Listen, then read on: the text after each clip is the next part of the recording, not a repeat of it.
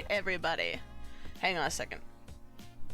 I gotta figure out what's going on. I can still hear the music from the other part of the stream. No, there it goes. I lied. It's gone.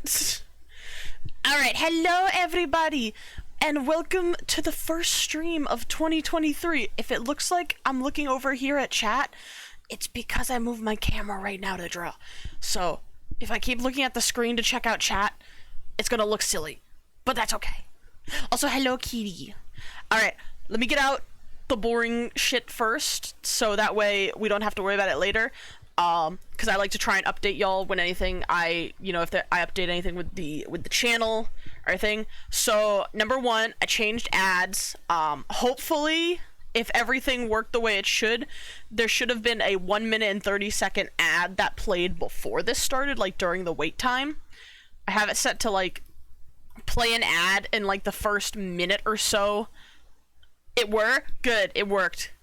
Because I'm trying to do the thing, because like I want to try and keep this as ad-free as I can, but also make money at the same time, because you know your girl needs to pay bills. So I at least can enable one ad to play before stream, but now there will be two ads per hour roughly, one each lasting 1 minute and 30 seconds, because I'm trying to, you know, get that 55% share bonus. Good monies. Otherwise, that's all I got with that. Second, you may have noticed, for those who have been here before, I changed the intro song. That is because Twitch has been like suddenly giving me issues with the other song I used to use. Unless if someone subbed, then no ads for them. Yeah, of course. If somebody subs, then you know no ads for them, which is nice. I will make you sub, but also please sub. But yeah. New song in the beginning, because Twitch has been yelling at me that apparently the song I used to use that gave me no problems is copyrighted, I guess, under a weird song title. I don't know, I tried to appeal it. But for now, in the hopes that maybe this will prevent my audio from being muted, I'm gonna try this song until I can hopefully earn enough money to just commission my own custom looping songs. But I think, is that it? Is that it for all the boring crap that nobody wants to hear about? I don't know. If something comes up, I'll tell you. But for now, that's all I got. Oh, where's my looping music? There we go. I wanted to put on background music. That's what I wanted. Twitch should yell at me about this being muted or copyrighted, because it's at least on YouTube, it's called copyright free, so but for now, let's get into the art, because that's what y'all came here for. You didn't come here to ramble about like Twitch TOS or some crap. And I thought, what better way to start off the new year than with New Year's art? So I'm gonna draw a cute little 2023 Nakara for y'all. This is more or less just a chill stream, because I don't intend on it being too long, mostly because at the end of this stream, I'm hoping that, like, you know, as a community, since, you know, y'all are my community, y'all are my homies, we can work on coming up with some stuff that y'all would like me to do on the channel, with, like, you know, channel goals. I need to shrink myself. I'm gonna shrink myself a little more. Yeah. But I wanna have y'all help me come up with some channel goals here, so we can, you know, make this stream more interesting for you guys. Cause like, I want it to both be interesting, you know, interesting for me, but also interesting for you. Because that's how we make a good channel together. Cause if it's interesting to just me, I mean, people will come. I don't have to worry about that. Oh, I hit my YouTube video. Stupid thing. But, you know, it's a lot more fun if we can all work together. Alright, now I just gotta think of the pose. I've had the pose in my head like all day while I've been at work. And now that I'm actually getting to draw it, I think I forgot it. And I'm gonna cry if I did. Cause I want it chibi. It's not gonna look like my normal art. Well, not like what I normally do. I just want it chibi. I'm thinking like S-curve, like do that. Make it a little darker so I can see it. Okay. Little potato body.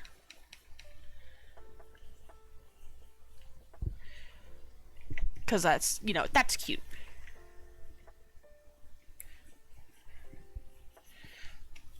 It's not gonna be, she's not gonna be this big either when I'm done. Let's make it a little more like, yeah, like that. And then I want the leg to kick out a little more. She's like very excited. It's the new year, guys. Gotta have some excitement. Gotta have some joy. I'm hoping this will be a good year. I feel it in my bones. I do. Oh my goodness, 11 months. Spirits bless. Hope you have a wonderful stream today. Happy 11 months. One more to a full year. Heck yeah. Thank you so much, Shamanic. So good to see you. I'm so excited for tomorrow too, by the way, guys, which speaking of Shamanic, we are doing our collaboration on Valheim tomorrow. Hopefully we can work on getting our way towards Bone Mass. I think we killed the Elder last time. Correct me if I'm wrong, Shamanic, because I honestly can't remember where I am in most of my Valheims because I have like 5 Valheims running at a time. Because your girl likes Valheim a little too much. A little too much to be considered healthy.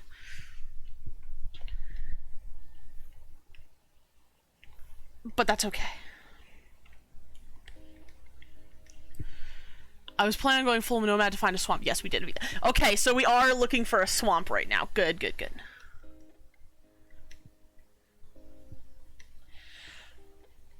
Because that's where I am in like most of my playthroughs is like almost every, like I've been playing so many different Valheim games with friends, right? Which is, you know, because I love Valheim, and I will keep saying it forever until the end of time. I love Valheim. However, almost every single playthrough I'm in, I have yet to beat Bone Mass in any of them. Literally for the longest time when I was playing Valheim, I only got to the Elder. Like, I got stuck on the Elder because I'd never, like... I beat Eikthyr because, like, everybody can beat Eikthyr. It's Eikthyr. But then I just never went and fought the Elder. So I just sit there, like, you know, building my silly little houses because I love building houses if you guys have not been on this channel before. And, yeah. I just build houses forever after beating Eikthyr. But now I've been watching a lot of YouTube tutorials, and I've discovered the joys of the stone cutter, which unfortunately you can't get to until you, at the very least, go to Bone Mass's swamp. So now I have to go find Bone Mass. Yup, can't confirm. Kiri, shut up. You don't need to, like, give them my receipts like that. I thought we were friends, Kiwi. And then, yep. And then, yep. There we go. I heard a dog. A dog has come into my room, guys. We have been blessed. My mother's dog has decided to join us. Probably because I fed her today. Typing them and handing them out. Kiri, no! Say I'm gonna make I like the arms, but they're a little too chubby, a little too thick. I mean I am thick, but like, oh, hold on, guys, hold on. Pepper wants to speak. Hello, Miss Pepper. Hello. You were so smelly. I don't know about you guys, but like, does your dog like just stank? Cause like our dog Pepper, she's very old now at this point. She's like 10 years old. If I could turn on my webcam to show you guys, I would give you the doggy webcam. The one deep playthrough I did with friends, we got to Bone Mass Altar but never fought him. That's what me and you weren't there for this one, Shamanic, but me and Alexis, I think it was, or was it me and Kiko? I can't remember which one of us, but one of us found Bone Mass's altar. We just haven't fought him yet. Not like we're getting some of the stuff we need to fight him because it's pretty easy once you start mining the muddy scrap piles for iron. The problem is you just need to gear up for this guy because he is like, from what I have seen of like multiple ranked videos, everybody ranks Bone Mass as like the hardest boss to go against in this game. Let me see. How do I want to do the mouth? I will do that on a different layer. I'm also hoping that when we get to the, I will also be adding like this year too. Huh. Yeah, no, Bone Mass is very much considered like the hardest boss in the game.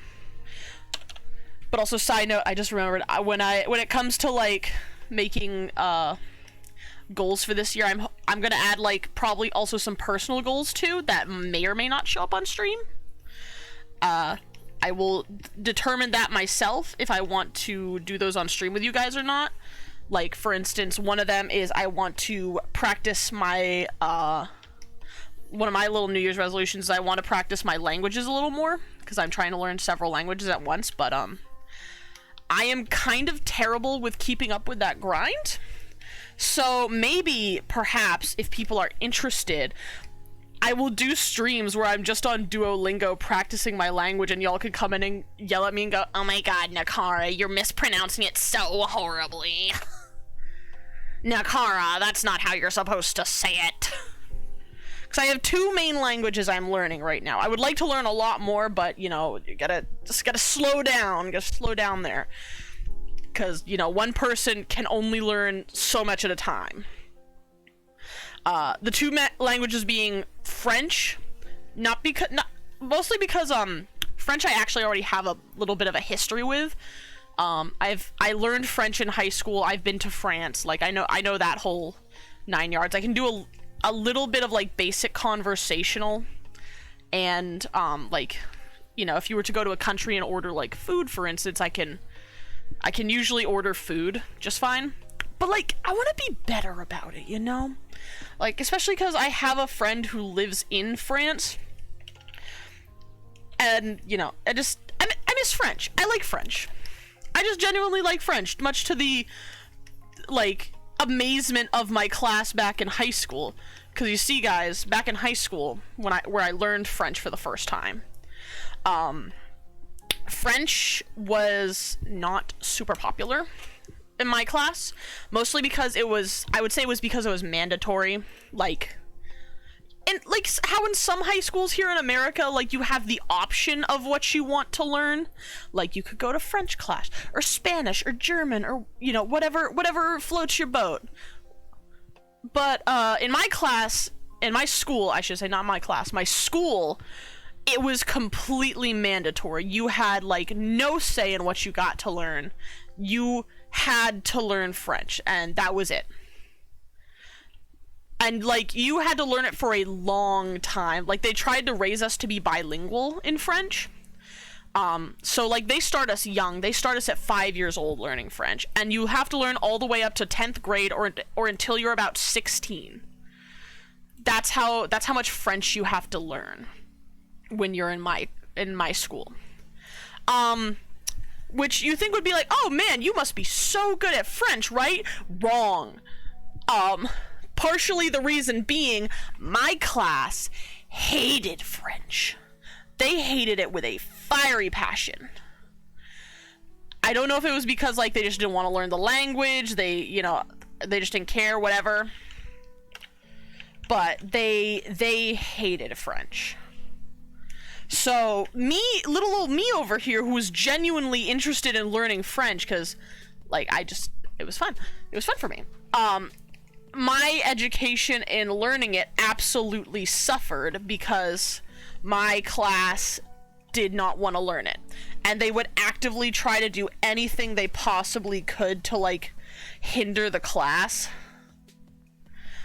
You know, like, making fun of the teacher, like, just being kind of a dink about it, like, not putting in any effort to learn it.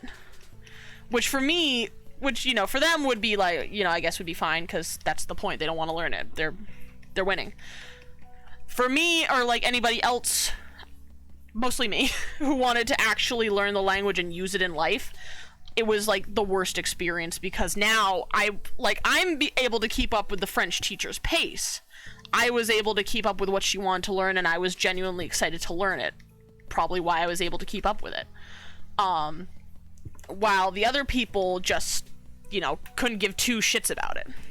They just wanted to graduate high school, get their degree, and then go on to fishing for the rest of their lives, because I live in a very large fishing community. But yeah, that's my experience with language, like, learning a language so far. And I'd rather not be the only experience. I'd rather, like, you know, learn languages so I can make more international friends, because I love learning about, like, different places, like, where people come from. So, like, if I ever meet you and you're not from America and I start asking you, like, all kinds of questions, I'm so sorry. It's not because I'm trying to be, like, rude or anything. It's because I just genuinely don't know, because in America they don't really teach you a lot of international stuff that isn't, like, ancient history. At least in my school they didn't. But I also came from a very small, very poorly funded public school, so take that as you will. So now that I'm actually an adult and can, like, make adult decisions and crap, I'm out here being like, I want to learn everything about the world, because my world was so tiny when growing up. And it still is even to this day, because I live in my hometown at the moment. Hopefully not, hopefully I'll be leaving soon, but, like, I live in my hometown, which is ridiculously small. Like, I'll give you an example here in this drawing. If we go over here. So, like, let's say, yes, this blob is my home, right? This is where I live. This little blob. Now, you might be thinking, huh, that's a really weird looking town, Nakara. Yes, you're right, but you're also wrong. Because it's not just a town. We'll call this land. This is an island. So, you see all of this is water. This is ocean. This is me. This is my little home. So if I want to go from my home to this place, the rest of America, I have to go on, like, a really long and boring boat ride, because there's no bridge. Like, if you thought, like, oh, Nakara, just go on the bridge. Wrong! There's no bridge. Can't do that. You have to go from a ferry terminal, and because I did that because, like, I didn't draw it, but there's, like, a lot of other smaller islands around here. But you have to go into the ferry terminal to the other ferry terminal, so you can actually, like, you know, go to things like, you know, Disney World or things like that. So out here, like, I don't have things like drive-thrus. I don't have things like literally any chain restaurant in existence. No, nothing for entertainment. No, like, movie theaters, malls. Most large, like, stores. So it's incredibly boring. Very boring. I gotta figure out how I want to do the hands. They're frustrating me right now. But, yeah. Out here, you know, like I said, most people are raised usually by their parents. And especially if they have, like, a father. A lot of their fathers, like, a good chunk of this population out here is fishermen. So, you know, growing up, they're raised by fishermen to want to learn how to fish. You know, I think I see what's going on with this shoe here. I'm gonna make it bigger. Which is, like, good for the community and all that. Like, no hate to anybody who wants to fish. But for anybody like myself, who does not want to go down that path, it's very limited. Like, it's very limiting on what you can and can't do. Hell, even, like, I remember even now, like, a lot of the education growing up revolves around, like, people who specifically want to learn about fishing and the ocean. Like, even to this day, they still do it. Like, I work at the school technically, like, sort of as a substitute. So not full-time anymore like I used to be, but, you know, I still work there. I'm still connected with it. We have a class called Skippers. I don't really know how to explain it because I've never actually taken the class.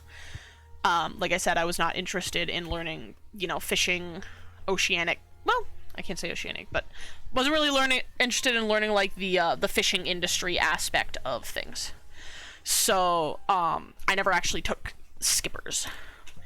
But from what I gathered, from what other people told me, and what I've witnessed myself, it's a lot of like learning about the industry, like how does lobstering work, how does this work, how does that work, blah blah blah.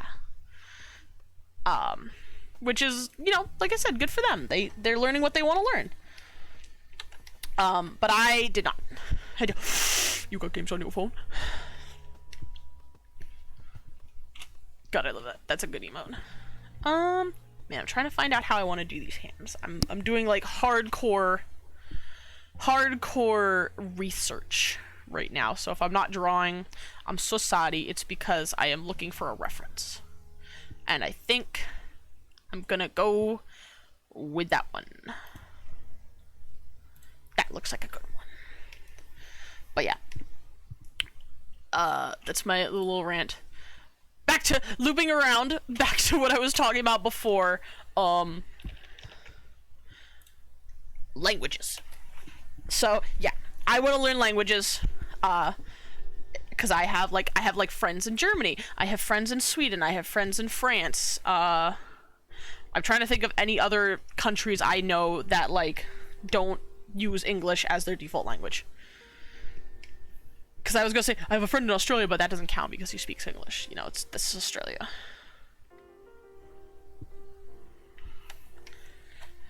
But you know, you get what I mean.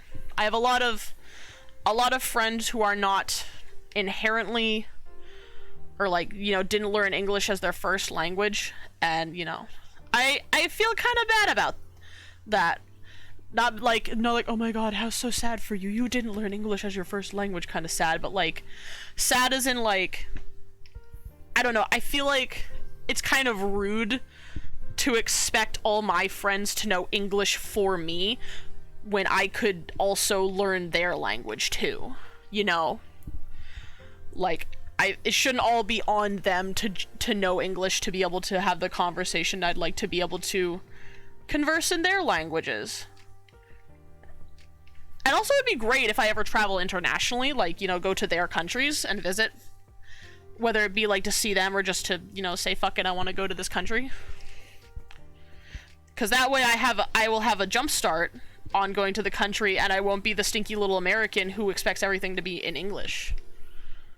Because I read like a lot of Reddit like horror story kind of things, or like entitled people, which I might do again this year. I might do some more like you know, Nikara reading Reddit things. But I seen a couple stories, one of which in particular was like of a woman, I think she went to Ireland, I want to say, in the story that I read. But like she went to like Ireland, and like she went to the bar in the hotel for something, and like she got like so pissed when people in there were speaking Gaelic, despite, you know, being in the country where like Gaelic is the language or one of the languages. And it just blew my mind. Like, lady, you're in a fort. She started like demanding that people like speak English and stuff. It's like, lady, you're in a foreign country. Don't come into somebody's home and be like, how dare you not speak my language, bitch, learn it. Like, that's just I will never be that level of Karen, but still, I feel bad having to be like, I don't speak the language at all, can you please like convert it to English for me? But I don't know. Also, languages are fun. Like, especially when you get to know the ins and out of it and like learn certain words. Because I'm gonna tell you all a story I heard from a music teacher I had visit the school. This dude visited the school for like, I can't remember, some important band reason, because I was a band geek. I bet you couldn't tell. To teach us something. He came to teach us something, that's all I got. But he like learned or knew that the school. Hey, it's Jaggy! Welcome in. You're just in time for story time about like foreign languages and how funny it can be if you know them. So this music professor came to the school to teach us something, or like get us ready for a band thing. I think it was a collaborative effort, if I remember right, for a school concert. I think it's coming back to me. Yeah. So he comes in to teach us whatever he wants to teach us, and heard that, you know, or learned that our school teaches French, because that's just what we do. And he goes, oh my god, I have the funniest story about, like, having to know French. And of course, like, you know, we're band nerds. We were like, well, spill it, sir. We need to know the tea. Why is it so funny? So he starts telling us this story about, like, I can't remember if it was his girlfriend or his wife or something, but, like, he had a partner from a foreign country, right? And, you know, obviously she spoke the language. So he, in an effort to, you know, be a better partner and, like, communicate more easily with his wife, learned the language to try and just, you know, be a good partner. And one day she sent him to the store for something. Now, for anybody in here who speaks French, this will probably be funny for you. If you don't speak French, don't worry, I'll explain later. So she goes, can you go to the store and find les préservatifs? Let me show you. I probably pronounced that very wrong. Don't yell at me, please. That is a bad S. Les préservatifs. I think that's how it was spelt. No way. Yeah, shh. Don't, Jaggy, keep the surprise for everybody else. But no, this is what she told him to go find. Now, for those of us who speak English, you'd probably think of this as preservatives, right? You know, jam or something. You know, go to the store, find your partner, like, you know, a thing of, like, strawberry jam, right? Strawberry preservatives. So he's like, okay, I'll go to the store. You know, has his list ready. He goes to the store. So he goes to the store to find the jam. He gets everything else on the list, and he starts looking in the jam section for the preservatives, and he can't find it. So he is a little confused now, and he's like, well, where's this jam? I can't find it here. So he goes up to an employee. I think it was like an older lady, if I remember right. He's like a fairly tall dude. So he goes up to this woman, like, you know, looks down at her and goes, excusez-moi, où est les préservatifs? And the lady gets, like, this, like, shocked look on her face. She's over here like, oh my god, he did not just say that. And didn't talk to him, just kind of walked away. And so he's, like, really confused now. He's like, what did I just say to her? Yeah, literally, she looks at him like, you want what? And just kind of walked away. So he's confused. So he finds another patron. This time it's not an employee, it's a patron. And, you know, asks her the same question, où est les préservatifs? And she also gets, like, you know, oh mon dieu, like, walks away. So he's confused, but he's just like, alright, I guess there's no preservatives here, like, packs up his shit and goes home. So he goes back to the house and he's like, honey, I'm so sorry, I couldn't find the preservatives. And she starts busting her ass laughing. She's, like, doubling over, like, surprised that he actually, like, asked around. And he's so confused at this point. He's like, what are you why are you laughing so much? I don't get it. Like, is there something wrong? Does everybody just hate jam here?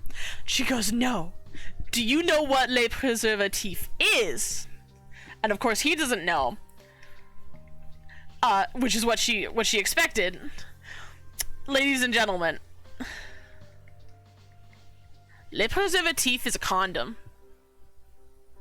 That's the French word for condoms. So he had been running around the store asking these ladies, where are the condoms? Thinking he was asking for jam. So it pays to know the language sometimes. Cause that way he cornered a senior low-key, like, ma'am, where the PP bag at? Literally, and it's so funny. This is why I'm so glad I know the language, because one of my friends tried to pull the les préservatifs thing on me, Jaggy, I'm so glad you know this, because like that makes me so happy that other people like either know or like speak French in my chat. That makes me so fucking happy. But yeah, no, because like honestly, like if you come from a place that doesn't speak French or have never learned French before, it's an honest mistake. Like I bet you if you had asked like, you know, I don't know, younger me, like, you know, middle school me, what lait preservatif was, I probably also would have told you jam. I probably also would have been like, isn't that the stuff that you get in like the jelly section of the store? Horribly wrong for French. So now you know, guys, don't run around a French supermarket asking where the condoms are. Not gonna lie, I don't speak much, but it's the same word for my mother language. Really? What's yours? What's your language? See, this is fun. I love this. Now I'm getting to know other people's languages. Tell me your language so that I may perhaps learn it one day.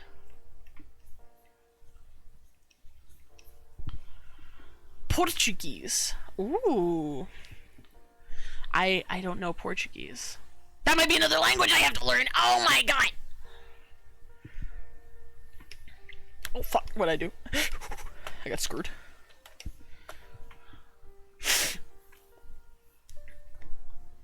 Preservativos. So I guess it's very common. I probably said that wrong. I'm so sorry, Jaggy. I guess it's more common than I thought that, like, preservative is the word for condom. Not what I was expecting. Good to know.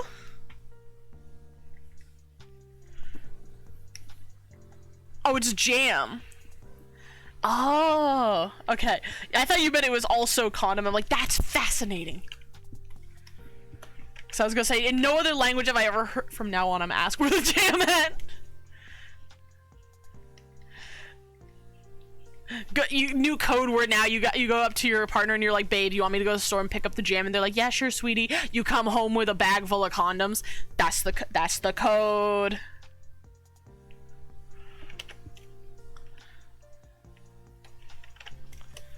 Now you know. Now we have the funny code, guys. Haha.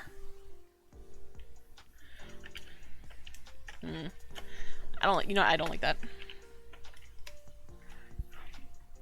I'm gonna go back to this layer here. I gotta. Perfect. Genius. Also, mad cool insta, love your art. Holy sheesh. Thank you. Funny story today. I was actually if any of you who follow my Insta might have seen recently that I posted a picture of me in VR chat because I had gone to the VR chat New Year's Eve party. And like I have at this point on my Insta, I could give less of a fuck who follows me. So like I know I have a couple old high school friends that follow me, so I'm just like, fuck it, I'm posting my furry shit. I don't care who judges me. I'm an adult who can make adult decisions. If I want to post furry shit, I'm posting furry shit.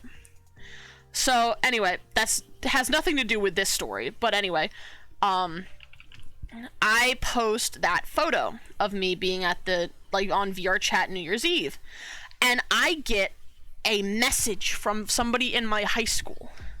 Now, like, this person, I would still consider them a friend, but I don't know what's going on with the rest of the friend group, because, like, this might be odd for some people, but I still actually keep in contact with a lot of my old high school friends.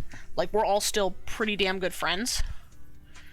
But this one, I don't know what happened, if there was a falling out, like, because from what I heard of my other friends, it doesn't sound like there was, like, an actual falling out per se, just they kind of stopped talking because she stopped, like, showing up. Like, they'd invite her, they still invite her to some stuff, but she just doesn't show up anymore for whatever reason.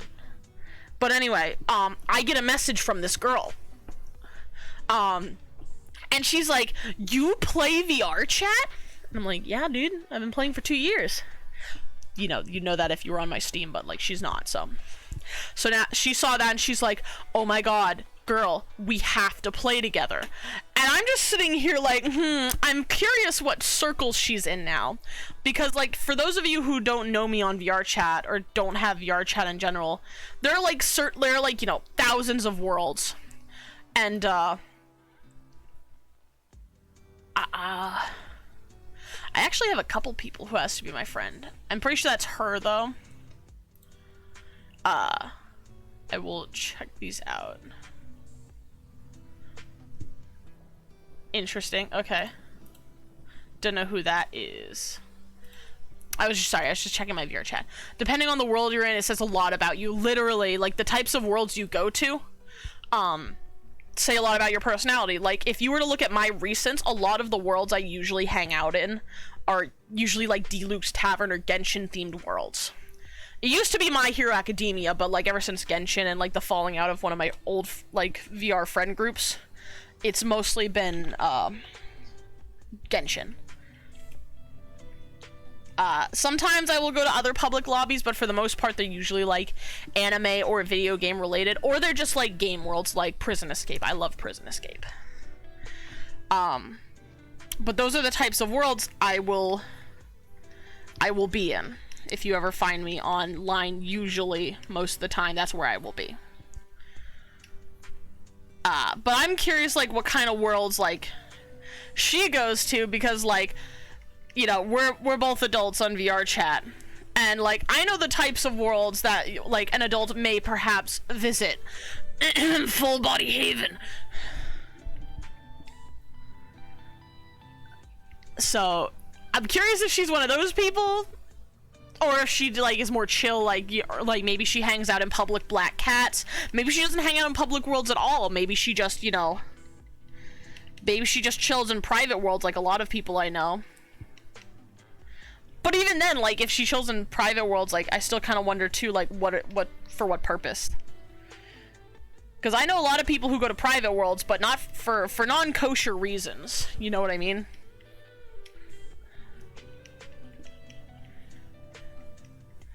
I feel like the top of this eye needs to be a little more round. Same with this one. Oh, that's not the right pen.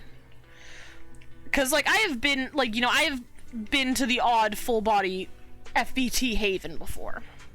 I'm such a good friend. Like, a friend of mine, his first time on VR chat, I made a random JoJo character give him a lap dance! Oh, such a good pal.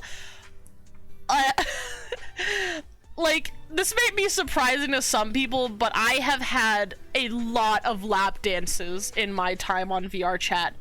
Completely consensually, of course. Like, I want to throw that out there. Like, I didn't have random people like coming up to me, like giving me lap dances out of the blue. These, most, if not all of these, have been completely consensual. Because I just happen to have, like, especially in my early days, like last year, especially that I remember, I had a lot of friends who are lap dancers. Like, a decent chunk of the friends I made happen to be dancers at clubs, and of course, like, they know I'm mad simp for Genshin characters because we're all hanging out in Genshin worlds. They know I'm a mad simp for the Genshin men. I'm talking Kaya, I'm talking Ito, I'm talking Xiao. Like, you know, a lot of the classics, especially Xiao's. Like, weirdly enough, if you go to Genshin worlds, for some reason, for some unknown reason, all the Xiao's are fucking good at lap dances. Like, all of the Xiao's are horny little bitches who love to lap dance. It's fucking weird. But, like, yeah, like, I had one person who, like, had a lot of, like, the really, non-kosher Genshin avatars. And, like, they had one of Kaya, especially. I have a video somewhere. It's a very poorly shot video because I wanted to try and do it first person, and I had no idea how to set up cameras at the time. I still don't, actually. So it's a very poorly shot video of me actively getting a lap dance from a Kaya in Diluc's Tavern. And man, what a time. I mean, half of me is just sitting here just looking up at this man, because, like, you gotta remember, when I built Nakara for accuracy and height. So, like, you know, little Nakara here is, like, if I draw, like, a really shitty version of me really quick. No. You know, I'm over here, like, 5'5". Happy New Year, Bree! I'm built here to be 5'5", like my real life height, or roughly my real life height. Kaya over here, this like tall drink of water, is like up here. This bitch is fucking tall, which I love. Don't get me wrong, I love tall boys. So they hit different. They hit different. But he's tall, so like I'm having to like crane my neck for half the dance to look up at this man as he, you know, like sensually like dances on me. And I'm dying because like I'm just over here like, oh my god. Packing the 6 toward the 7. Jesus! What are they feeding you? God damn! God motherfucking damn! Awesome.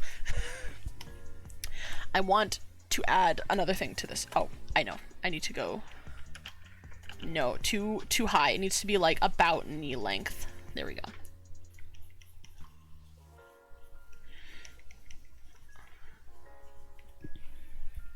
Oh, I hope I did that right. Let me flatten this out really quick here.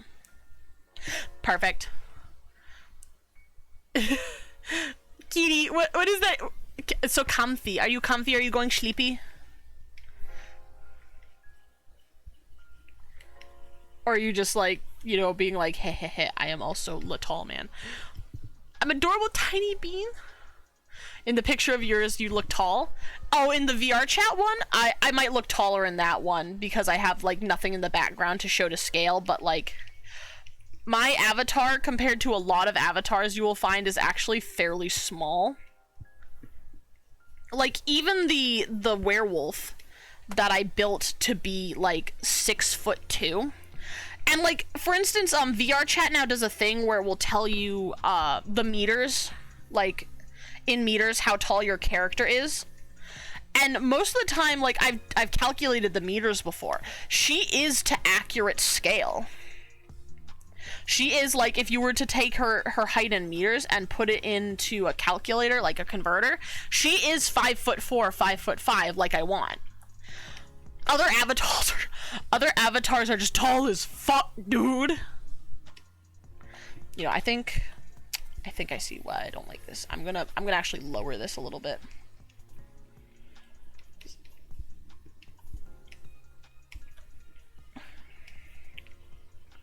Do it like that. But yeah, so I don't know, like, but I guess like I can't be mad because a lot of head pat, thank you, kitty. Do you want me to? There's a head pat redeem actually. Seriously walked around VR chat with a character below. Yeah, no, there are tiny characters, but like usually those ones are built for it. Like, because I can't be mad at anybody who doesn't have like a character with the accurate height, because like up until recently, VR chat didn't do that. They didn't give you a way to see like what height your character is. Thank you, buddy. Like, it was only in like one of the more recent updates. I remember that I just like went to go look at my character, and suddenly like underneath the character, you know, the little spinning profile they have, it told me the height in meters, and I'm just here like, what? I know my height now? Which is awesome for me, because now I can make sure my characters are accurately to scale, and I can use the Nakara scale to determine how tall my characters are. The Nakara scale being, I take a 3D model of Nakara, put it to the, you know, specifications of what I have of her before, and just put it next to the characters, and I'll be like, okay, so this one, so Nakara here, I know is, you know, 5'4", 5'5". So if I want this character to be like 6 foot, 7 foot, 8 foot, I can take her height, put it into like this sounds like a whole process, because it is, put it into like a height comparison calculator, and it will show me like like, hold on, you know what, fuck it, we're doing this. Opera, you can see my VR chat, here you go. If we go to like height comparison, I typically go to this like Mr. Initial Man. It's not the greatest, but it's whatever. So I can be like, okay, Nakara on the left here is 5'4", right? And I want to know what the character I need to like find the scale of is. So I'm like, okay, this character I'm making is 7 foot. Oh wait, I spelled it wrong. 5'4". So this guy over here is 7 foot 6 inches.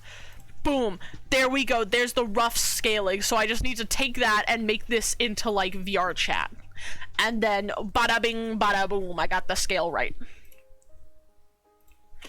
Yeah, the Nakara scale works. The Nakara scale works. All right. Anyway, I'm gonna zoom out here so I can see. So yes, if I ever need to make a model and you're like, I specifically want my model to be, you know, 5'3", 4'2", what insert number here, I can do it.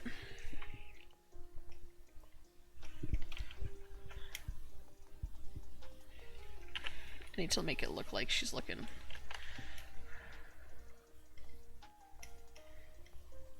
Right at you.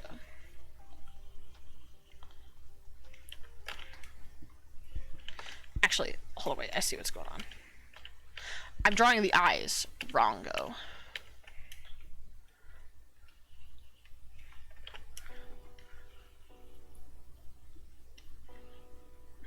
Let me try that. Why are you— oh, it's because the smoothing's back up again. Fucking goddamn, I hate when it turns the smoothing on. You know what? You know what? Screw it. Screw it. I'm not doing that. We're doing this instead because I'm lazy. Bro, first time I joined VR chat, all the models were beyond 6'2", and I was like 5'11" looking up at them. Literally. I mean, that's how it is most of the time, because like I have a lot of friends who have like the especially like the e-boys. Like there's a lot of— I have friends with a lot of e-boy avatars. So like I'm over here like my accurate height. And like I go to like hang out with these friends, and I go to stand up next to them, and I'll like actually like instead of floating, I'll put my feet on the ground just to see how tall I am. These bitches are tall, man. Like, goddamn, I'm sure in real life you don't gotta remind me. But I mean, I love the I partially love the e-boy avatars. I like the designs, not usually the e-boys themselves, because a lot of the times the e-boys are assholes. But like, you know, if it weren't for that, fantastic. I love the design. The colors are so nice. I just realized my mom's dog is laying behind me still. I'm also going to quickly flip the canvas so I can do Nakara's hair. I also— wait, why am I doing that? That doesn't matter. Legit cool characters for ass peeps, for real. Like, if it like I love e-boys, but I also hate them because like I see the design, I'm like, oh my god, cool design, but then I remember it's an e-boy and I'm like, oh fuck, they're probably a douchebag. Because like a good 9 times out of 10 they're a douchebag. Especially for somebody like me, because like I know like it's very like hookup culture is very popular nowadays for like you know teenagers, like young adults like me. Spamming random ass songs for no reason. Not even just that, it's like, because like, you know, I'm a single bitch, I'm lonely, I wants to find my man one day, you know. And like, you know, I'm low-key like looking when I go on VR chat to see who these people are. Hard to tell because, you know, obviously avatars do not equate to real life looks. But like I'll see these dudes and like at first they're fairly fun to hang out with. You know, and I'm not even trying to be like, oh my god, we should date immediately. I just want to hang out because like they seem like they have a fun personality. And then I find out they got like, when I'm not hanging out with them, or when I do go hang out with them like the second time, they got all these hoes, man. Like they're just crawling in bitches. Like I went to the to a New Year's Eve party that night. And like I went to go visit a friend, and I wanted to like hang out with him and have a good time and stuff, but like all he was doing was going around like kissing the other girls and stuff like that. Oh, my camera fell. So I got like really bummed out because I'm like, that's not what I came here for. I came here to not be sad, you know. Oh, I heard a rattle and I forgot my mom's dog, she snores like really loud, but like you know when she snores because she like fucking rattles. That's why I alwa's have the weirdest characters, only the OGs stay around. Understandable. I mean, like, I wouldn't even say I have like a weird character. I just have me, like, you know, let me see. I wonder if I can like pull up my my photos here, and then we can all take a look at me for a second in VR chat. I think it was, yeah, here it is.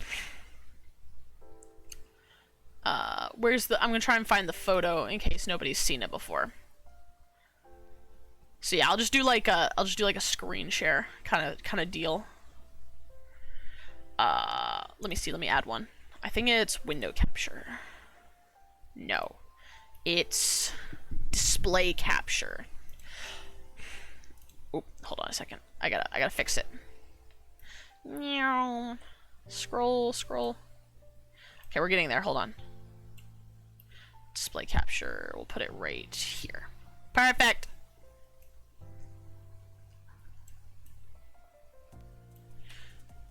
And then scale it. Perfect. Okay, there we go. So this is displaying the wrong one. I want the primary monitor. There you go. So here we go. This is me in VR chat. This was me like the night of 2022, the 2022-2023 New Year's thing. This is what I look like. I got an angry emote for some reason that time, but these are all the screenshots before they organized it. I'm trying to find one of like my eyes being open. Here's one with me and D-Luke, because like I said, I'm a simp. So this is one of me and D-Luke. You can see my eyes. This is my face. Like, I wouldn't particularly say I have like an e-girl look. I'm just, you know, I'm just Nakara. There's nothing particularly, you know, e-girlish about me. And here's one of my werewolf ones, because I also have a werewolf model, which I need to convert to Quest compatibility, so like the questies can see. But you know, like, I don't particularly have an e-girl look, I would say. The werewolf smile is so nice. I love the werewolf smile. It's so cute, right? I love it. But you know, I'm not over here looking like an e-girl. I don't wanna go for that look. It's just not me. I'm not an e-girl. Like, yes, I have the anime girl look. I did steal, like, I think one of the faces of, like, typical e-girl models, but, like, that's because I just genuinely like the face, not because I'm trying to be like, oh my god, yes, e-girl.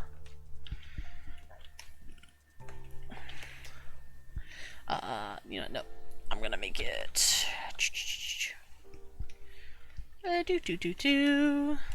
Okay, and then physics. Here we go.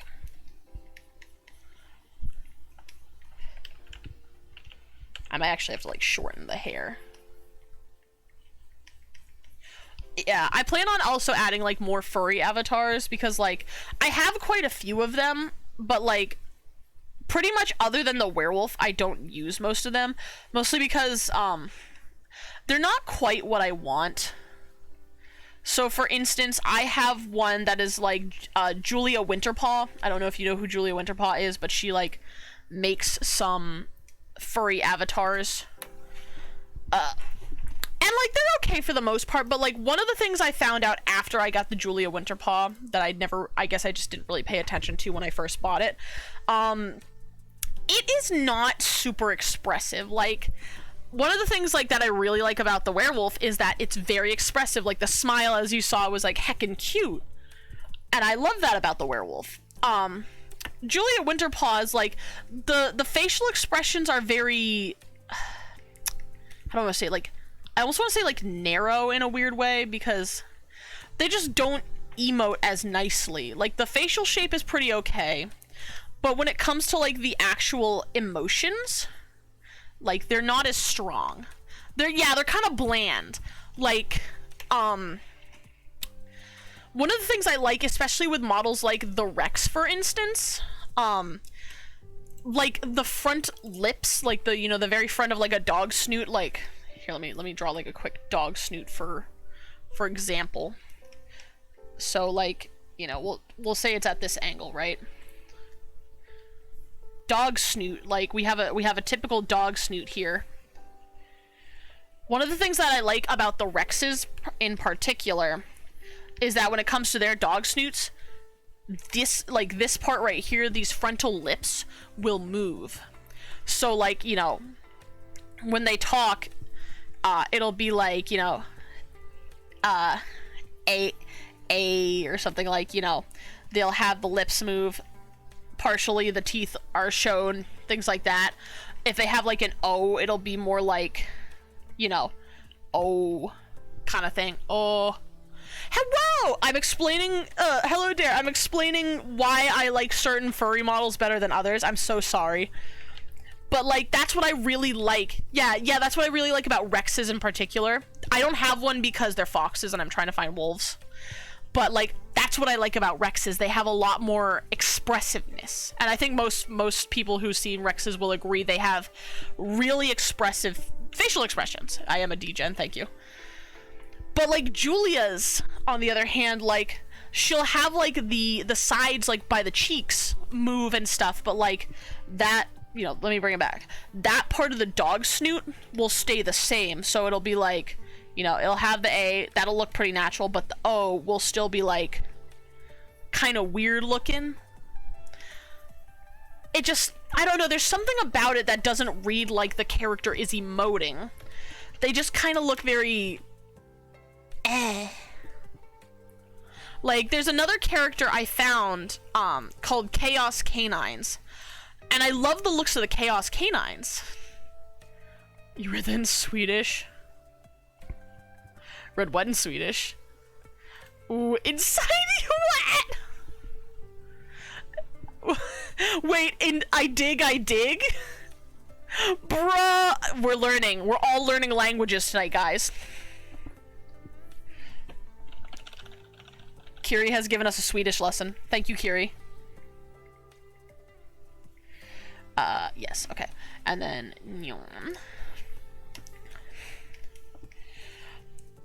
Wait, Kiri, imagine you get your girl like, I dig, baby girl. Baby girl. And there we go. And then I gotta get the thing straight again, because physics. Physics are fun, guys. I love physics. Unironically, I love physics. The hair is not looking right. Give me... I want it to, like, dip. I like it when it dips like that. Yeah. Yeah. It can mean in you as well, Kiri. That is hilarious. Wait, Kiri, how is it actually spelt now?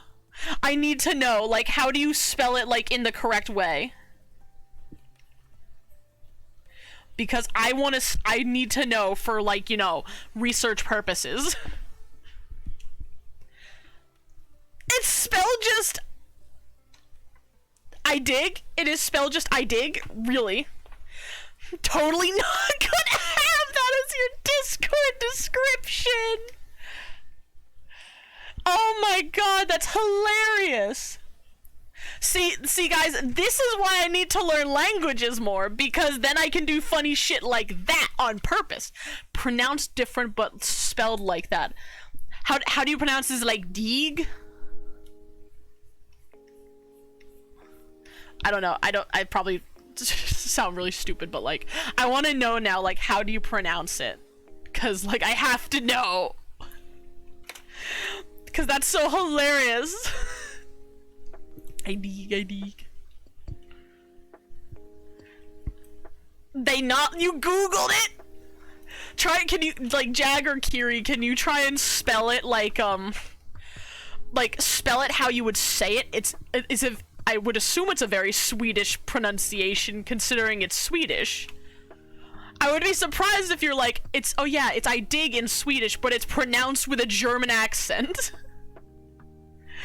But oh man, yeah, you gotta try and like spell it out for me so I can try to pronounce it. Ide? Say that once. Ide? I probably said that horribly. I'm so sorry. I'm butchering your language.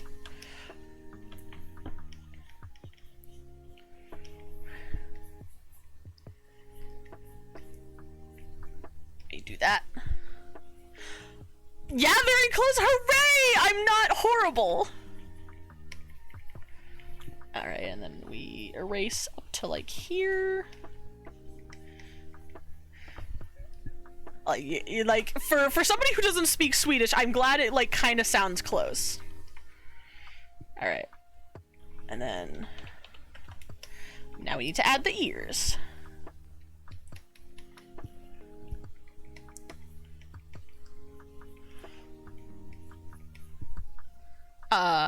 I'm going back to seriously, I need to go back to Duolingo.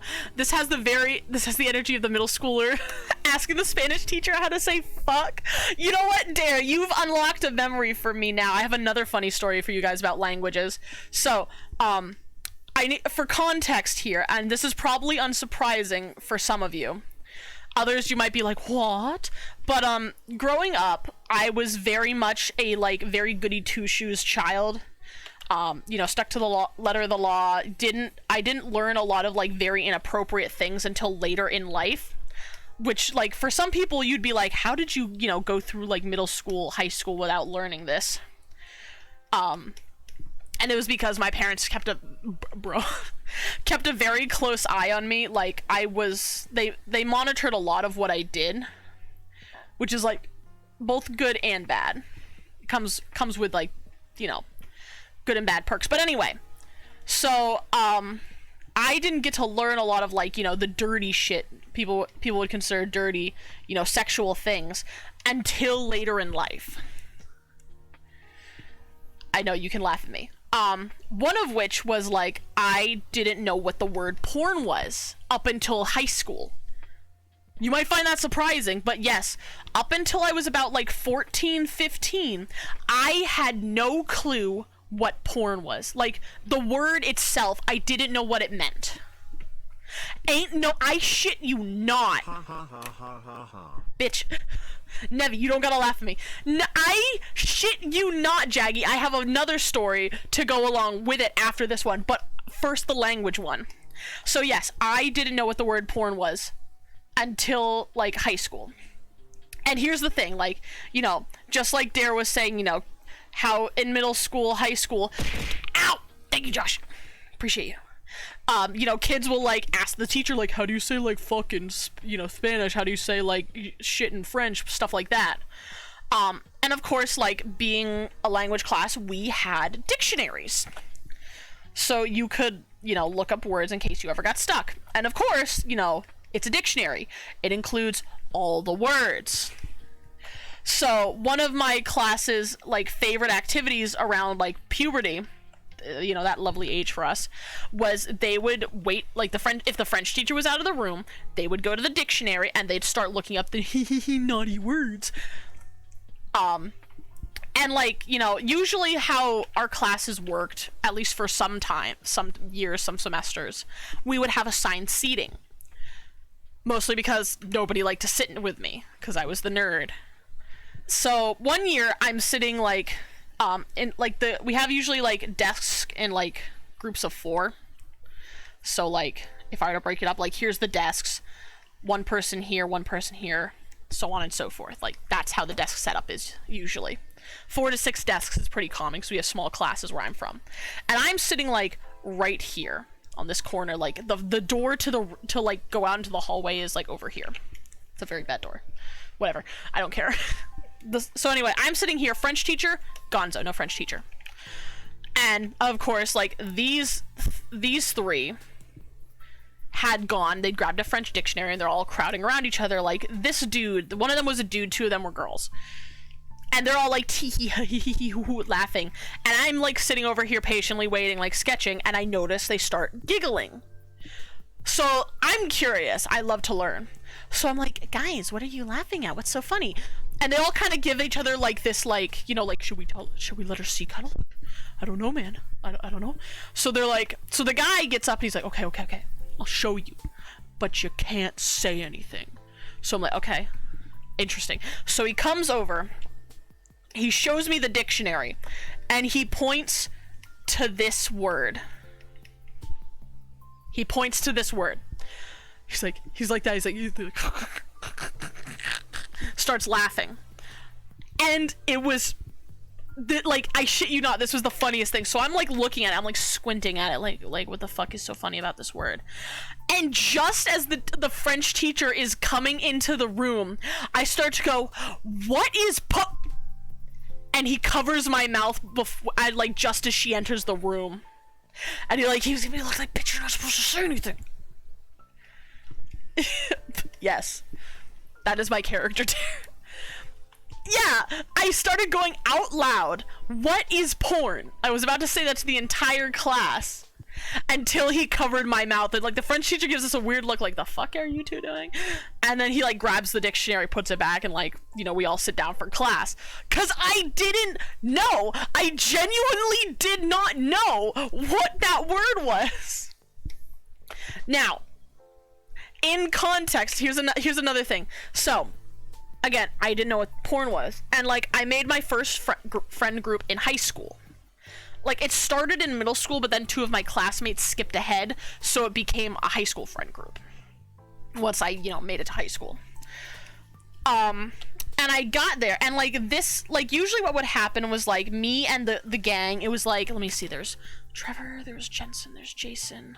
So the core group that is like stuck together for most of the years was like 3 boys and like 3 or 4 girls. That was like the core group. Oh yeah, like 4 girls. So it's pretty, you know, evenly split. And usually we'd go to one of my friends' houses and we would hang out with her. Because her parents were like the most lenient. They'd let us get away with whatever the fuck we wanted. That's why we particularly went to her house. We tried my house once because, like, you know, not to toot my own horn or anything, but like in my opinion, my house was like nicer looking than hers. However, like I said, I had stricter parents. So if we wanted to do some funny, like, lewd, inappropriate shit, we couldn't get away with that because they were monitoring us. Like, one of the girls' parents, like, we just come over, like, as a group of high schoolers, and they'd be like, but, like, don't trash the house, bye, and just leave. And we would just go batshit crazy, because we're, you know, high school teenagers. So, one day, it was just me and the girls. We'll call them Bridget and Stacy. Sure, yeah. Bridget and Stacy. So, we're at Stacy's house. And, like, we're all just chilling. We're in her bedroom, just, you know, chilling tee-hee girl stuff. Haha. And, Bridget, like, I don't remember how this came up, but she's like, have you guys ever seen panda porn? And, like, we're all like, no, the fuck? Did Stacy's mom got it going on? I would say no, personally. But, you know, that's coming from somebody who's not attracted to a woman. So, she's like, have you guys seen panda porn? Yeah, panda porn. I'll explain in a minute, but, like, we're like, no. This also might explain some things about me later, but we're all like, no, we don't know what the fuck that is. So she's like, oh my god, you have to see it, it's the weirdest shit. Because I learned about this later in life, why it was created, but, like, for now I'll just tell you the story and we can discuss it later. Yeah. yeah. So she, you know, she goes to the holy grail of, you know, dirty sites. I'm sure you can all guess based on the drum solo. Yes, it is worrisome, Dare. You should be scared, like I was, when they just were like, because, like, I had said, or no. I'm remembering now. Hold on. Back it up. They had asked me, because I was the youngest of the 3 here, if I had seen porn, and I said no. And, like, their first reaction was, you need to watch panda porn. That was the first porn they decided was the best one for me. What? Keep in mind, they don't know I'm a furry. Actually, I didn't even know I was a furry until like that year. This might explain some things. Like I said there, this might explain some things. But yeah, they like bring me to the bedroom and they like sit me down in front of like a laptop, and they're like, hold on, because they're discussing. They're like, what should we start her with? Like, should we get the bukkake? Should we get the cream pies? Should we like what's the best material for like a rookie? And I'm just, I'm just sitting here like having a great time. Like, I love my friends so much. This is so much fun. This is some high tier literature material. Like, the two older girls are just discussing like what is the best one to start with, and I'm just like la la la la la la. And then they're finally like, I know the perfect one because it's so weird. And that's when they pull up panda porn.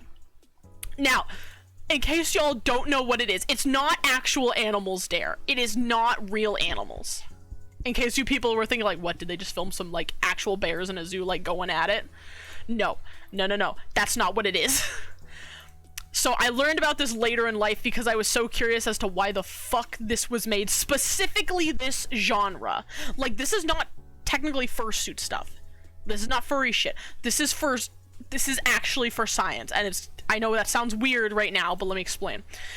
So, pandas, like the real life giant panda in China, if you guys don't know, they are or were endangered. I don't know their status anymore, but they are or were endangered. So they would like, bring them into captivity and would try to increase the population. Pandas have trouble fucking. Yes, exactly. Pandas are not, really the horny bastard type of animal. So like, if you say like, oh man, I'm a panda bear in bed, that means you don't fuck. You're basically asexual. Which is, very problematic for an animal that is on the decline and probably about to go extinct. Because when you're trying to, bring them in captivity to, like, breed them, you want them to go at it. But pandas, I don't know what it is, if it's just, like, they don't have the right conditions, whatever, they just are not, they're not interested in it. So, scientists are, like, scratching their head, just like, what the fuck do we do? The pandas don't want to fuck. So they're like, some dude comes up with this brilliant idea. He's like, I got it, boys. I know how to fix the problem. So they get people and dress them in like shitty panda fursuits and just make them fuck, like, or at least pretend to fuck. That is the whole point of this genre. That is literally the entirety of it. That is why it exists. And you want to know what's funnier? You want to know what's even funnier than it existing? It fucking worked! Showing pandas, panda porn, actually made them want to fuck. I don't know, dude. I don't know. I did not choose this genre, mind you. Remember, these are two older high school girls. They're about a year or two older than me. They're the ones discussing what to start with, and they're like throwing out all these like, sexual terminology, and I don't know what the fuck it means. I'm just sitting here like, man, I can't wait to go home and play some Pokemon. No, there was no real penis. No PP in the panda porn. You can't actually see it. It's like they just pretend, basically. Yeah, no, yeah, but anyway, that started a rabbit hole of them showing me like different shit. It was the weirdest day. Let me tell you. 'Cause like I don't know. It was just weird. It was weird, and I'm like, is this normal for high schoolers? I hope to fuck not. Like, I hope I just had like a really weird, fucked up, like, teenage dumb. I don't know. I'm sure it is, 'cause like, I don't know. I have the worst story about my ex showing their underage cousin. No. Wait, which ex? Are we talking about the ex we do not speak of, or the high school one?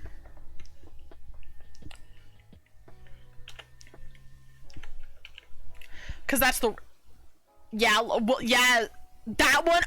Oh no, not that one. Oh no. Ew, ew, ew, ew, ew, icky, icky, ew, ew.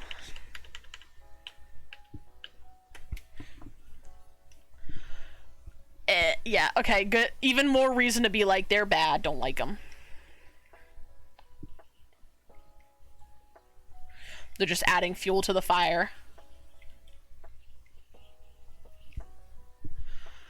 I was gonna draw, I could come on and chat. Yeah! You know what, guys? For those of you who are new, y'all are gonna have to, you're gonna have to deal with Dare, because me and Dare are about to move in together, so you might hear him pop in, so fuck it, why not? Looking for Shrek. I actually figured out what... Oh no! Thank you! Thank you!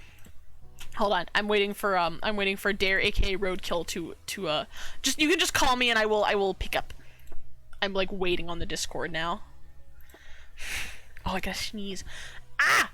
I love and I hate winter because of this. Because of my nose. I'm popping up, hold on, okay. I'm so sorry. I hear a lot of like, that's how a lot of like younger people figure out what that kind of stuff is like, you know, they go like find a channel they're not supposed to be watching, or like, you know, mommy or daddy like left a tape in the VCR or in the DVD player. Hello, he's here. Let me... Yeah, it's a funny fucking story, and even when I was told it, I was like, that's fucking weird and bad. Yeah. So, I'm gonna not use any names for sake of privacy, obviously, but if you tell this, like, if you tell, like, your current partner a story, you gotta expect they're gonna tell, like, bad ex stories, you know? Oh, like, of course, of course. It's a given. Jaggy also says, "Ayo, what's up, man?" Ayo.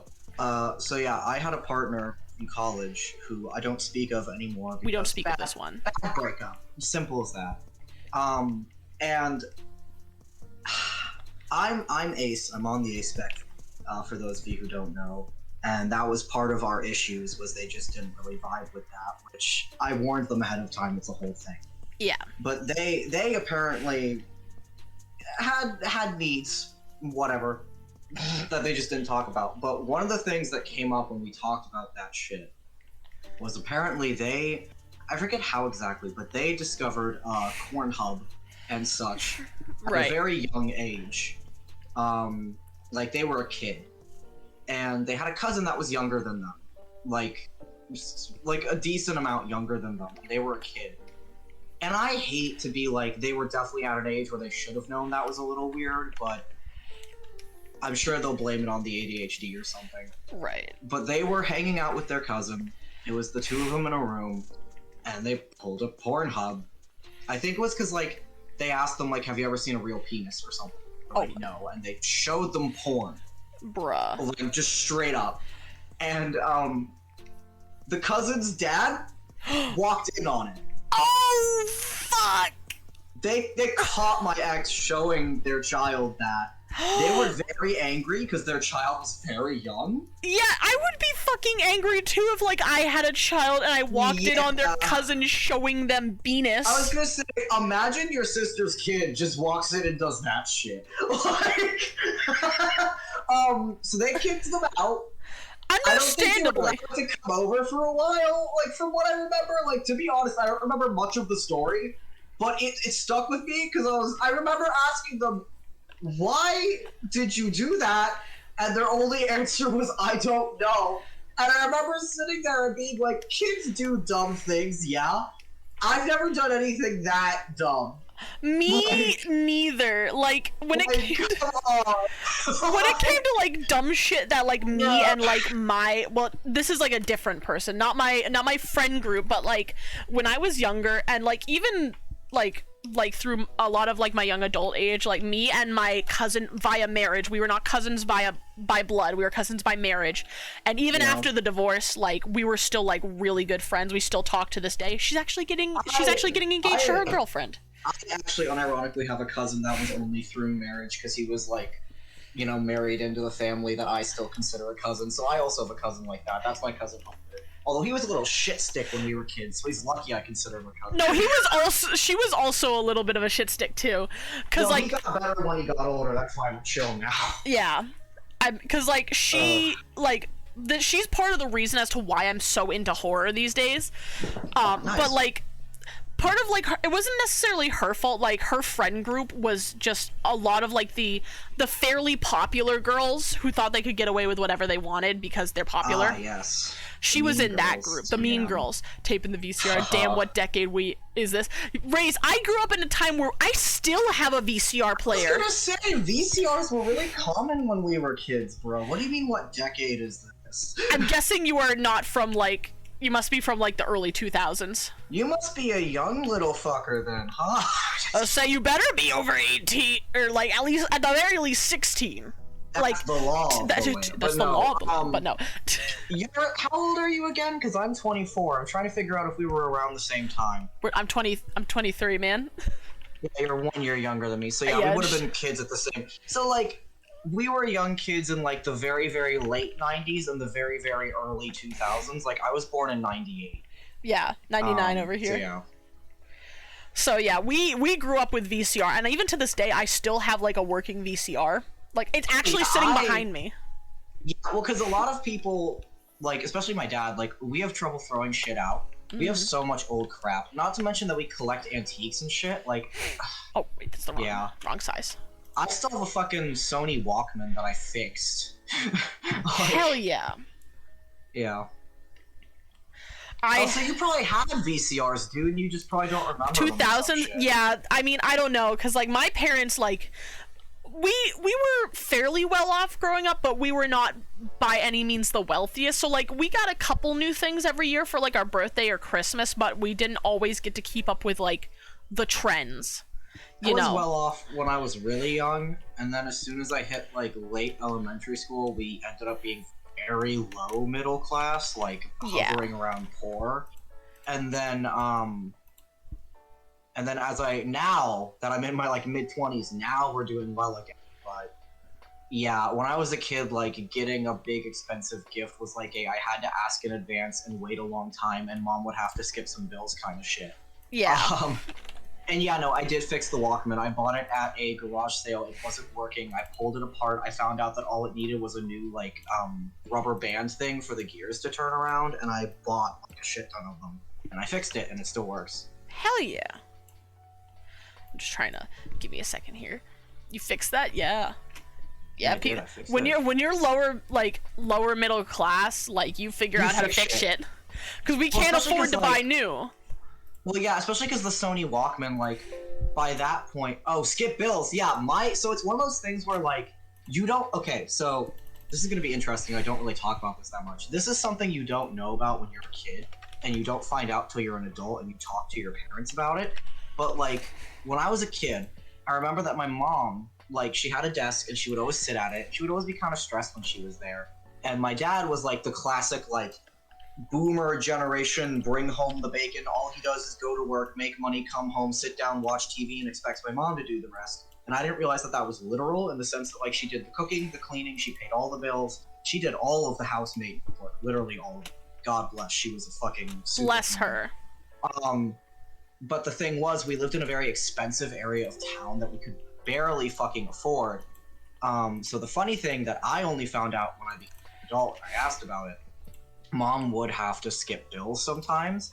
And by that, I mean she would look at bills, she would look at which ones were due when, and which ones she had already defaulted on, and she would prioritize which ones she couldn't put off any longer and not pay the ones she could put off.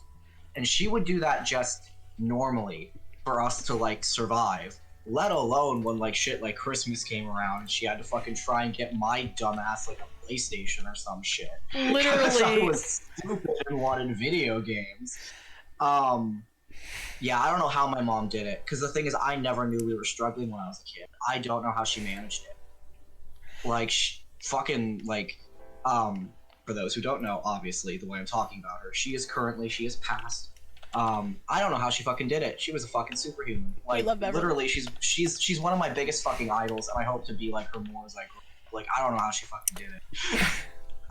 So for those of you who are still living with your parents or still on the younger age of the spectrum, you might not know what your parents are doing for you just yet, and you might find out later. So, you know, give your parents a little bit of room. Sometimes they're also going through it, you know? Yeah, like that's what I found out like later growing up in life, because like I found out we had financial struggles too, and I felt so bad. You like never know.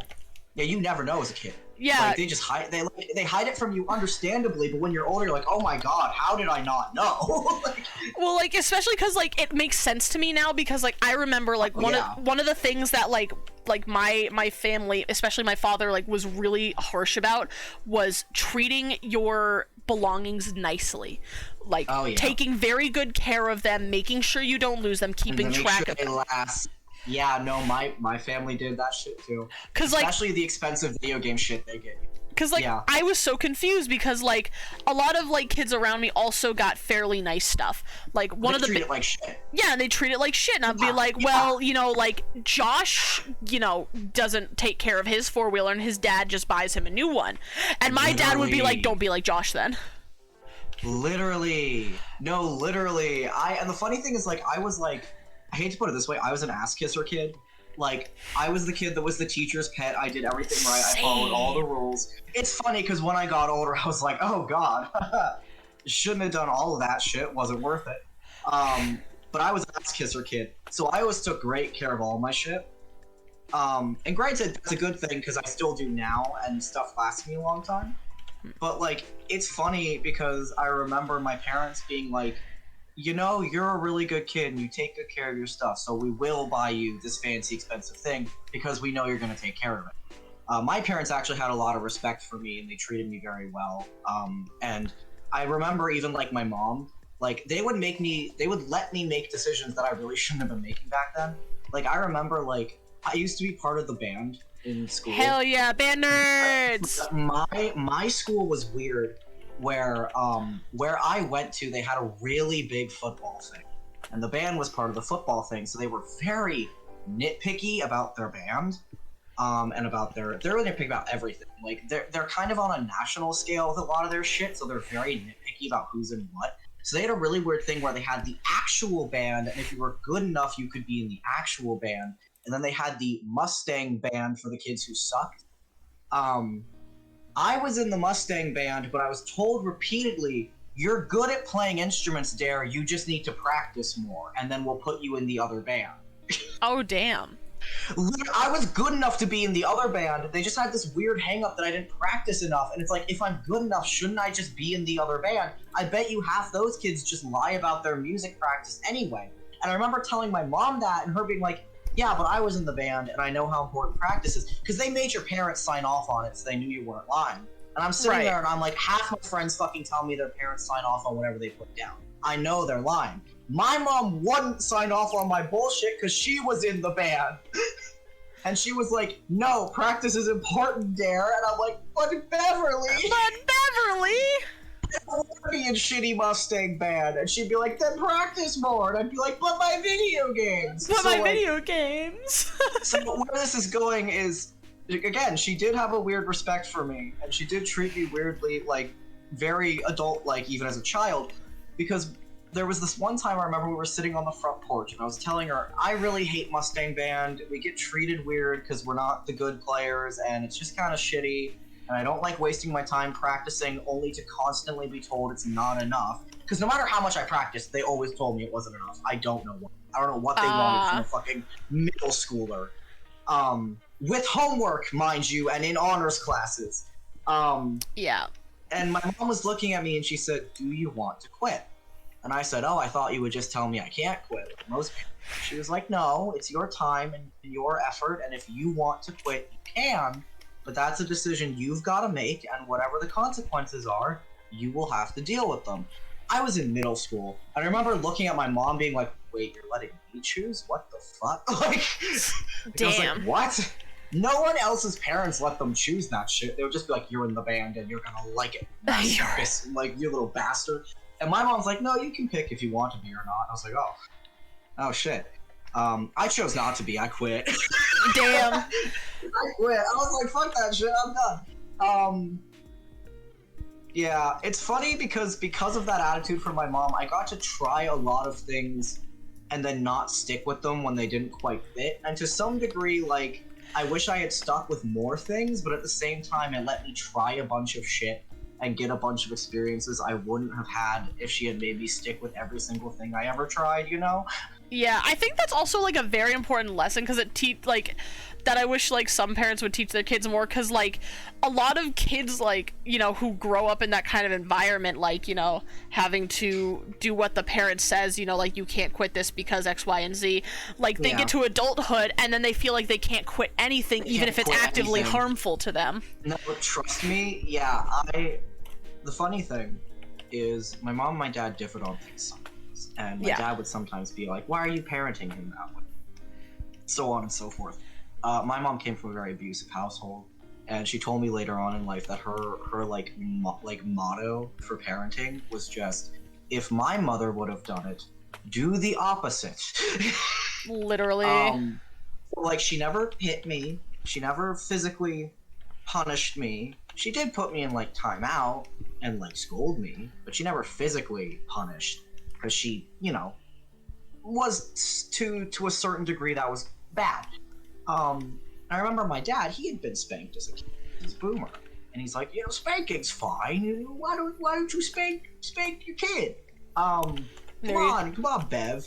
And I think my mom told me that she spanked me once, and I cried so hard and she felt so bad that she could never do it again. She was like, I am never doing that again, Donald. Shove it up your ass. Good on Beverly. Fucking good on Beverly.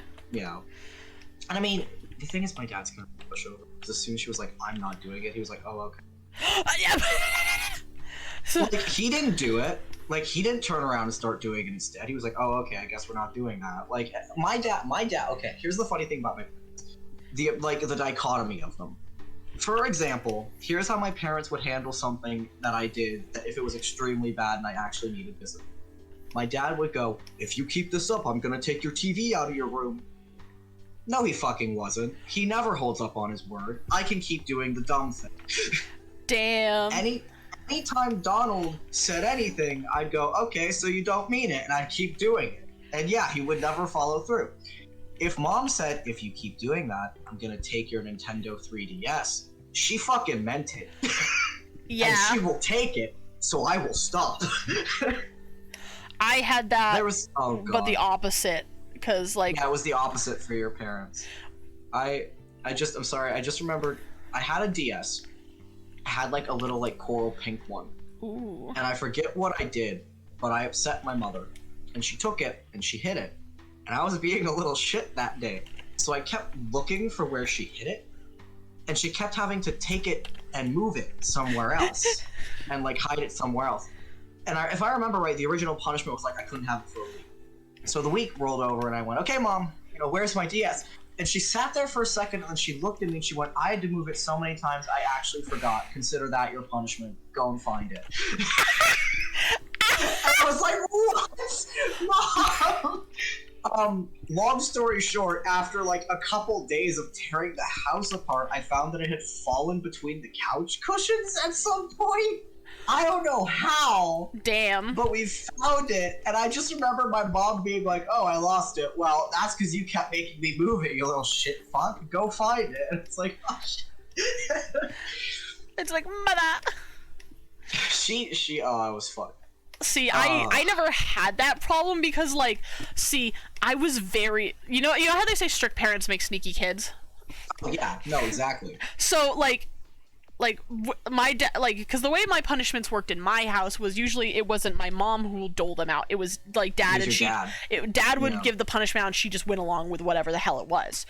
Yeah, we had the opposite. So, like, Dad would be like, you did a bad, I'm taking your DS. Usually it was like, either DS or like PlayStation or anything like that. Yeah. And as it got older, it was mostly like the handhelds, like, DS and or phone. Not even phone, it was iPod Touch for the long time. Because Classic. Well, I actively fought my parents on not having a phone for a long time. I did not want a phone. I told them, I no, was fuck the your opposite. I was That's like, fuck funny. your phone. I don't want it. I like my iPod. But I have anyway. a very funny story about phones. Don't let me forget. Okay. I'll let you finish, but I have a funny story about phones back in the day. But anyway, yeah, so I learned one of two ways to like be able to like cope with the punishments. One was usually if I was good enough, like this was like an unspoken rule. They never were like, you know, if you can behave for like, you know, so many days, we'll give it back. But like it was kind of an unspoken rule of like, especially if I got it taken away for a long time, like 2-3 weeks. It was an unspoken rule that if I just, you know, behaved good enough for a short amount of time, they'd be like, okay, I guess you get it back. Yeah. Yeah, that was usually the case with me too. Yeah. So there was that. Or like, you know, my dad works, you know, he was the typical breadwinner, so he wasn't home a lot. He was usually out to work. And like mom could care less. She is usually doing her own thing, like not monitoring me when I'm home. So I learned very quickly how to sneak into my parents' room and figure out where the heck they had hidden everything. Because I would just like go through and I'm like, uh-oh, hold on. Yeah. Oh. My camera fell. Oopsies. Oh. No webcam. No Nakara. Nakara does not exist anymore. Just kidding. Yeah, it's just me. Yeah, it's just Roadkill is the one running it. But I would like sneak into my parents' room and like, you know, I pull the old, now if I were my parents hiding something from a child, where would I put it? And Yep. I searched around, I'd be like, usually it was like, it was in like a dresser usually, like it was in my dad's like underwear drawer, because he'd be like, the child will never check here. Yeah. Joke's on you, Dad. I was raised like a boy. Joke's on. Well, like, because I remember, like, having this, like, weird, like, little, like, I don't want to say fight, per se, because it wasn't an active fight, but, like, for the longest time, like, up until recently, I was very, distant from my mother, because, like, I have a younger sister. Yeah. And the thing about, like, the way we were raised is, like, it was fairly different in a weird way, because like growing up, like I was usually like dad's kid. Like almost every picture you have of me was like hanging out with dad doing something, so I got treated to a lot of stuff that dad had, and he was like, and for the longest time, especially when I was like really baby, he was like gamer dad. So that's where I got my love of video games. He would come home from like he'd come home from a long day of work and he'd sit down with his PlayStation 2 and I'd sit there with him and he'd play his Call of Duties or his whatever. And like he did have some child friendly ones. I was a mama's boy. I was a mama's boy. See, that's where it differed. My sister then, because you know dad had me, mom kind of took over being like my little sister's parent. So like I would spend the majority of my childhood with my father, she would spend it with our mother. And like, you know, mom would, you know, do the girly stuff with her. They'd do makeup and they'd play Dolly or whatever. I didn't do that. Or whatever girls do. Or whatever girls do. See, I didn't do that growing up. Like because it was weird, because like it was kind of weird when I tell you about this later, but like, you know, they indulged me in what I wanted, and I wanted Pokemon, I wanted dragons, I wanted dinosaurs, I wanted, you know, the typical boy things, you know. I wanted the manly shit. I didn't want none of this girly boy. I didn't want none of this girly shit. I did ballet and shit. I had Barbies. See, I didn't have any of that, or if I did, I would just be like, thanks, and then hide it and never use it. Because like I liked my Barbies. Some of the other family would be like, she's a growing young lady, needs a baby doll, and I'm like, no, I want fire breathing dragons. But like growing up, because of that, mom never really wanted to do anything with me, mostly because we actually had like a very weird little fight in middle school, because like a lot of girls in my class were dyeing their hair, as you do in middle school, you know, going through the phases. Everyone dyes their hair in middle school. Everyone dyes their hair in middle school. And like usually it was like parents, like the kids would fight their parents to get their hair dyed. They'd be like, Mom, but like, you know, Trisha's doing it, I want to dye my hair too. Like that kind of shit. So my mom saw all these girls dyeing their hair as a kid, and she'd be like, sweetie, don't you want to dye your hair? And I'm like, no, I like my natural hair color, thanks. And she'd be like, but you should really try it. It could be fun. You might like it. I'm like, Mom, I don't want to dye my hair. And she like kept weirdly pushing this issue. Same thing with like getting my ears pierced. I had no interest in getting my ears pierced. All the other girls in my class did. And she's like, I think she was actively trying to push for me to go through a rebellious phase, and I never did. Yeah, parents sometimes do that. Which is to me is so weird, because like I hear of most parents being like, man, I hated when my child went through their rebellious phase. They were a little asshole. So I actually have a funny thing about that. I have 2 stories now. I will tell the phone story, but after this, because this one's shorter. Okay. For those of you who don't know here, my dad is actually a Catholic priest. So I grew up in a very conservative, very strict setting, not because of him and my mom, but because of the fact that we went to like Catholic churches. I hit like 9th grade, like freshman year. I started dyeing my hair like fucking rainbow colors, like blues, pinks, reds. I got it cut really short. And the funny thing is that like the little old ladies in the church would like go up to my dad, who was a deacon at the time, and be like, aren't you worried about him? He's dyeing his hair crazy colors and the devil's possessed him. And he would look at them and be like, dude, if that's the worst thing he ever does, he's a straight A fucking student. If the worst thing he does is dye his hair green sometimes, that's great. Because I didn't do anything else rebellious. I was still the ass-kissing student, got all A's, like, went to all the after-school clubs and shit. So he was like, yeah, if the worst thing he does is dye his hair, I don't give a shit. Which, yeah, Donald, good on Donald for that. I am now forcibly feminizing you. Yes. Yeah, well, because that's the thing is, when you grow up as a woman and you don't fit certain norms, they do try to forcibly feminize you, especially when you hit puberty, particularly. Yeah. They really start being like, you need to start acting like a woman. Which is bullshit. They're like, yeah, I got the very, like, the comment, that's not very ladylike behavior kind of thing. Yeah, that's just bullshit. Because, like, one of the ones, I still do this to this day too, and like, at this point, nobody says anything, but, one of the things, like, I do is, like, I'm just gonna say, like, I would sit like a man. I would sit very, like, legs wide spread. I would man spread. You man spread. I man spread. I sit there, legs out. I don't give a fuck. I'm airing my shit out, okay? Leave me alone. So man spread. I man spread, but, like, I have no need for it, obviously. But my mom would see me sitting in the chairs at home, like, legs spread out, and she'd be like, you shouldn't sit like that, you're a lady. And I'd go, oh really, mother, and spread my legs even wider and then go back to what I was doing. So you know where that even comes from to begin with? I don't know, and I'm scared to know, but tell me anyway. It's stupid. When you wear skirts, if they're not long skirts, if they're short they see your skirts and you do that, coochie. they'll see your panties and or coochie. So that's why it's not ladylike to sit that way, because you'll flash people if you're wearing a short skirt. But if you're not wearing a skirt, if you're wearing pants, there's literally no reason. Literally, even if I did wear skirts, I would wear like the skirts with the, like, the built-in shorts underneath. That's also fun. Because I hated, especially when it came to like certain like gender norm things. Because like I went to a lot of like really prestigious camps or like things, because like when it came to the band, actually I didn't really have to worry about that. The teacher didn't care as long as it was to the like code, like the dress colors. Like if you had black slacks, didn't matter if you were a boy or a girl, as long as you had black slacks, it was fine. Or if you had a black skirt and like you wanted to wear a black skirt, she didn't give a fuck as long as it was to the code. But like in some places, like there was this one camp I went to, they get a stick up their asses about girls wearing skirts. I don't know why. I know it was 2016 because it was the year that guy got into president. Cause you're gonna find this weird there, but I actually attended his inauguration. Not because I knew he was going to be president. This was before I knew. I signed up for this several months in advance. So before you're like, oh my god.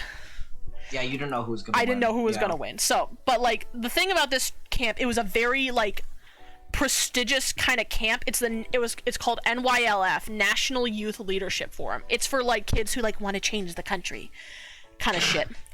I went for robotics. I wanted to learn how to do like the cool machine things. And like the thing about this camp is like you are meeting a lot of very prestigious world leaders and stuff. Like if anybody knows Malala, like her family was there. Like, we had very important figureheads in, like, several movements and countries come to talk to us. So we had to, you know, dress the part. We had to dress very fancy. And, like, very strict dress codes. We had, like, several dress changes a day, because, like, part of the day would be, like, you had to be business formal, then, like, another part of the day you were business casual, then you had to go back to business formal, then you could be casual. Like, it was a whole thing. And, of course, like, you know, had to do the gender norm thing. So I had to wear, like, pencil skirts and shit. And yeah. Like, I'm a bigger girl, guys. Like, I'm a bigger girl. If I have substantial woman. I am a substantial woman. I would, as they say, I am thick with 3 C's. So if I don't, and they couldn't wear skirts either. Like, they forbid skirts. It had to be legitimate. It had to be legitimate shorts, or not shorts. Skirts. A skirt. That's stupid. Yeah, which for me was like horrible, because when you are a substantial, you get rub and shit. You get the chub rub, as we called it. Yeah, that's what we call that shit too. It sucks. So yeah, it fucking sucks, because anybody who has never had to, like, experience the pain that is chub rub, God bless you. Like, God bless. She's a substantial. I'm a substantial woman. Just want to say that I can't claim that. That comes from my dad, because when me and my dad talk about, like, our size, we both go, we are substantial men, and you are a substantial woman. Anyway, yeah, couldn't you wear compression shorts under it or something? Like, that's bullshit. What the fuck? But yeah, what are they gonna do? Pull your skirt up and check, bitch? Yeah, but, like, I don't know, but, like, that was, like, one of the things is, like, you know, had to pull the gender norms. Ladies had to wear, like, some form of skirt, because I looked at the dress code, and when they sent the paper, when you get accepted, and I'm looking at this like, bitch, the fuck? Because I'm like, can I wear slacks? And they're like, no slacks. That's stupid. That's so bad. I'm like, I have plenty of nice black slacks, like, because I prepared for this. Like, that's what I was raised when I had to be fancy. I do not get why some institutions have a stick up their ass about women wearing skirts. Like, I really don't. Like, it's so...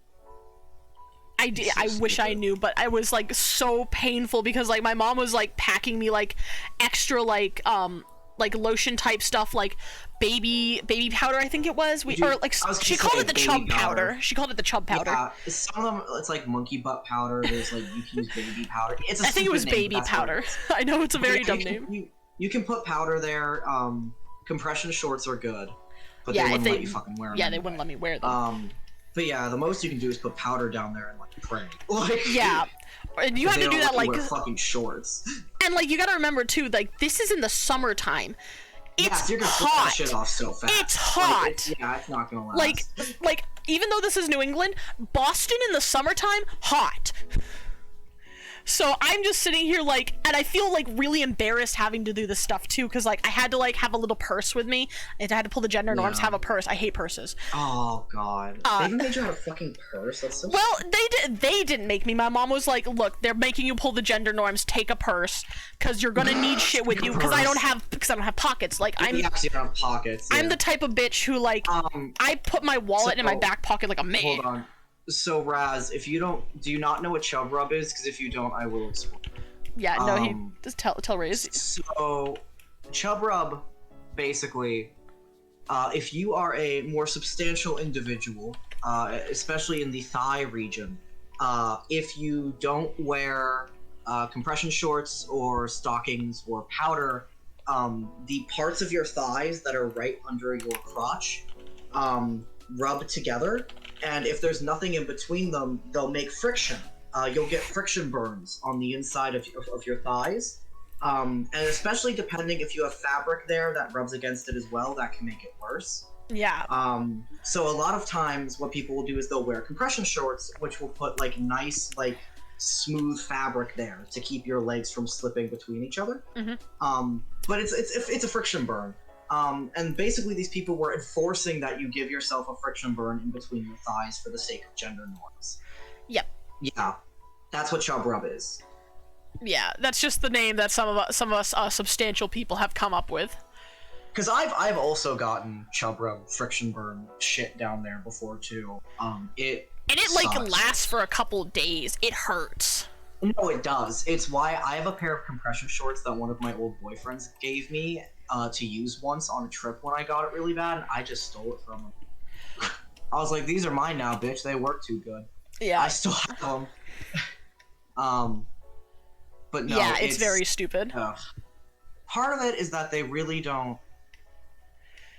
Yeah, no, it lasts for a few days. It does not go away immediately. Yeah, it's like any other burn. It won't immediately just stop as soon as you'll be sitting there with your legs apart for a few days because you don't want them to touch because it'll hurt. Yeah, it'll hurt that bad. Like, you have to use like constant like lotions or something to like relieve the burning pain. Like when I give myself friction burn, I put not for chub rub, but whenever I give myself a chub rub, I always put my compression shorts on. I just keep those. Yeah. No, literally, the first day is the worst, and then the other days it's fine, but it's still there. Like, you still feel it, especially if your legs rub the wrong way. Like, that's yeah, exactly. No, it sucks. Yeah, the chub but rub. Most things in that region suck when you're more substantial. Yeah. Especially because, like, another thing that, like, comes with it that some people don't always realize is, like, when you're a substantial person, it is expensive. Because, like... Clothes and shit expensive. Yeah, clothes and shit expensive because like clothes and shit expensive. Like, you know, when you have your substantial your legs rubbed together, a lot of the time like people like I for instance like usually buy a lot of pants and I like jeans. Dude, I was about to fucking say you rub through them too, don't you? Rub through like jeans that should last a person like 2-3 years, maybe last a year. No, at most. Because, like, okay, yeah, because I used to wear a lot of skinny jeans in middle school and high school because that was the fad. Yeah. But what always happened is the spot in between the innermost thigh right there, it would rub and rub and rub, and you'd get all these little pills and shit, and before you know it, it's threadbare, and before you know it, you go to sit down, you hear a fucking... You see, like, yep. And then you're there like, well, that pair of jeans done, and they're done, they're gone. And I've tried to find pants that reinforce that area or some shit. I can't fucking find them. Yeah, like you'd have to make it yourself. I go through pants so fucking quick, and I'm not even like that big of a boy. Like I'm a big boy, but I'm not that big of a boy. Yeah. Like why do my jeans last so fucking short, bro? It's fucking infuriating. It's kind of why, like, nowadays, like, I've started, like, going back to, like, elasticy, stretchy pants, because, like, they tend to last longer. Oh, yeah, those shit don't get rubbed through. Or, like, there's, like, one pair that so far has been lasting me a decent time. They're kind of like a capris-type material. Like, I think that's the best way I can describe it. They're like cargo pants. The worst thing I've ever fucking hated. And I don't know if this is outing myself at this point, because it's usually pretty good knowledge, but for those of you new in chat who don't know, I'm a trans guy. I'm transitioning. Respect so I grew up as a girl, which... I agree. Unfortunately, it lasts less. It's harder to find, it's expensive, and it lasts far less quick. Yeah, no, it's bullshit. It's bad. If you want to hear about the bullshit clothing, this is where I'm getting to. So... Unfortunately, I got the genetics from my dad's side of family that gave me a rather large chest, which sucks as a trans guy. It's a very big form of dysphoria. I'm getting top surgery soon. So Hell yeah. But here's the funny thing that not a lot of people know. So when people talk about bras, right, they always assume, oh, double D, that's the biggest. Ooh, double D, the big boobies. Ooh, ooh. If I were to tell you that double Ds are fucking minuscule compared to the shit I've had to deal with my whole life, double Ds are not the biggest. Cup size goes from A to Z. Like, I don't know anyone who gets all the way to the Z end, but I'm pretty far up that rank myself. And I probably am. And the thing is, like, one, it is incredibly hard to find bras that fit you because we are never told how bras work. We have to research it ourselves, so most women, or AFAB people, shove themselves into bras that don't fit for most of their lives. Me. And then... when you find out what size fits, you want to know how fucking expensive it is and hard to get it is? It's terrible. So when you have a normal size tibby, like an A cup or a B cup, you can go to like a Boscov's and get like a cute lace bra for like $15-20, right? Like, ooh. When I was growing up, what I had to do was I didn't fit the biggest bras that were at the department stores. So I had to go to a specialized bra fitter. They had to measure me, which was a horribly uncomfortable experience, especially now looking back, and I'm like, oh, that's why I didn't want anyone looking there, because I'm a trans guy. But I got it measured, they told me how big I am, and like, I'm not gonna outright state my size because that gets creepy people hitting you up, but Yeah. like G to H to I to J, that kind of range. Like, it's a big range. And you know what they told me? They were like, we don't have any of those in stock. We have to order it from the UK because the brands that tend to make that size are all fucking in England or Europe. So you had to order them, they had to come over, you had to wait. They're usually around 50 and 60 bucks each. Oh god. So to get like 3 good bras is like 150, 160 bucks, if not more. And they don't have the fancy pretty lace kinds or the kinds that look nice. Like, they look ugly. Yeah. They're ugly. They're like fucking old things. lady ones. Like, if you want to feel like a pretty hot, sexy lady and you have above a double D, I'm so sorry. Like, you're not getting it. Like, bralettes, that's not fucking. Yep. You can only wear underwire. Like, if you think you can wear anything other than an underwire, I'm sorry. Like, you have to wear Dare, underwire. why would you tell me this? You Oh, need the support, ma'am. it You need the hurts! It support. digs into my ribs! Not if you get the right sized kind, ma'am. It's digging into your ribs because it's not the fucking right size. I told you this. I am that bitch. I am that bitch who, like, growing up, they So- didn't tell me how this shit so, works, and now I'm I in was gonna pain all the say, time. So she's the one that I'm talking about because I'm a trans guy who knows more about it than her. So then I'm sitting there like, listen, sweetie, I can't believe I have to mansplain bras to you, but I do. Yeah, he has to mansplain the bras to me because, like, I told him about this one day. We're gonna get a little, like, I guess you would say this is TMI. I don't know, but like one day, like, you know, I did what he did back in the day. I would go to the Push yourself into a bra. No, that well, didn't like, fit. well, yes, but like the story is like I went to a department store, you know, rhymes with Schmalhart, and I went to go find, you know, Libre because like the ones that I used to wear, they hurt again, and I'm like, ow, okay, we need new ones. Clearly, like, this is not working. So I go and I'm looking, and he laughed at me when I told him this, and like for anybody else who knows how this shit works, you're gonna laugh at me too. So in case y'all don't know, I'll get a pencil here. We'll put it on the thing. Okay. So in case y'all don't know, bras have two things. They have letter. So A, B, C.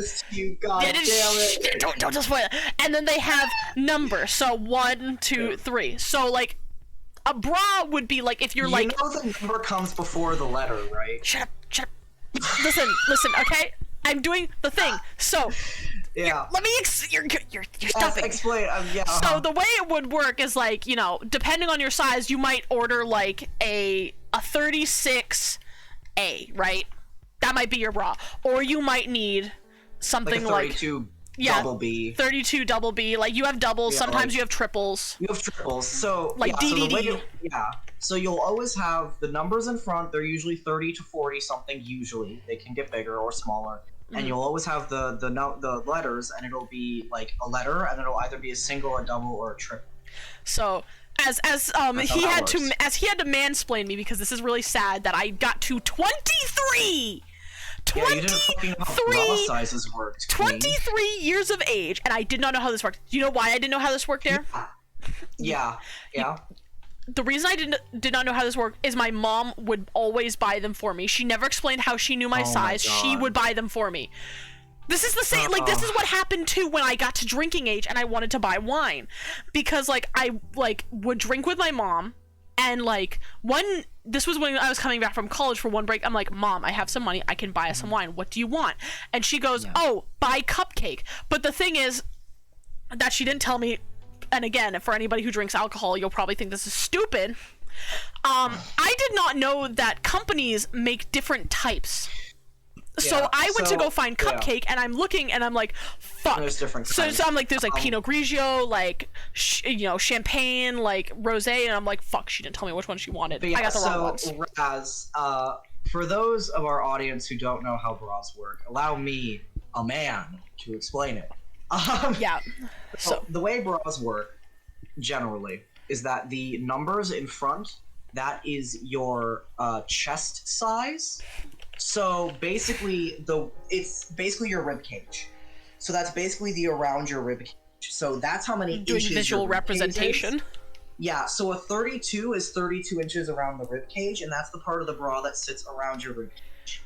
The letters are your cup size. So the cups is the stuff that actually goes around the bobble.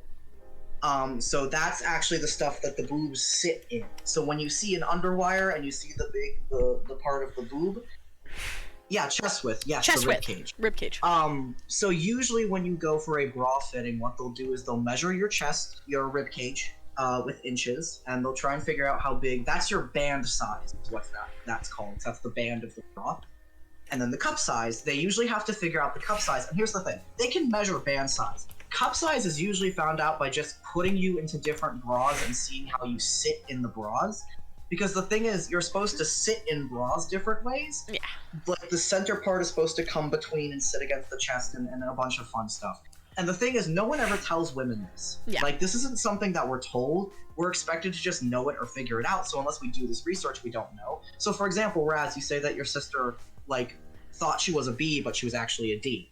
Yeah. The thing with that is that mostly because men and porn, like, hype up Ds and double Ds as, like, these huge boobs that no women have. No one ever assumes they have Ds, but the thing is, like, that's not the case.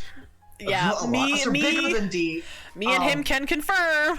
So the thing is, like, literally what you have to do is you have to try on these different bras. And the thing is, a lot of women will wear bras that they're literally, like, spilling out of and barely fit in and hurt to wear. And they assume it's normal because when you talk about it, people will say, yeah, bras are uncomfortable. They're supposed to hurt. No, they're not. Like, I'm here to tell everyone in the audience, if your bra hurts or is uncomfortable or leaves lines on you, that really should not be the case, and you should get a fitting. Because that is not how that works. I remember, like, I would spill out of shit. Like, it would not fit. And when I finally got one that actually fit, I was so comfortable. It felt so nice. And the only reason I don't like wearing bras nowadays is because I'm a trans guy. But they're essential. They are unironically very essential, especially for women with bigger chests, because with bigger chests, it's harder to do things and you need the bras, and it makes things so much easier. I can tell you right now, if you're a bigger chested woman and you get a correctly fitting bra, it makes things so much easier. But we're never told this, we're expected to figure it out, and then when we do, we're price gouged for it. So, like, I like society. But yeah, so that's how bras work. That's my PSA. If you have chesticles, get a fitting. I recommend it.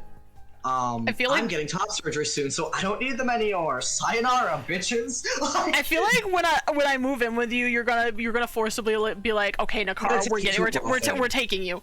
No, as soon as we move in together, I'm taking you for a bra fitting. I don't care. You're actually the place where I got my first bra fitting. I am forcibly feminizing near the house. Well, it's not even feminizing. I wear. I know. I'm just kidding. So you need to wear one. That's true. That's true. So no, I'm getting you one. Plus, it'll be so nice if I can find one where I'm not in pain.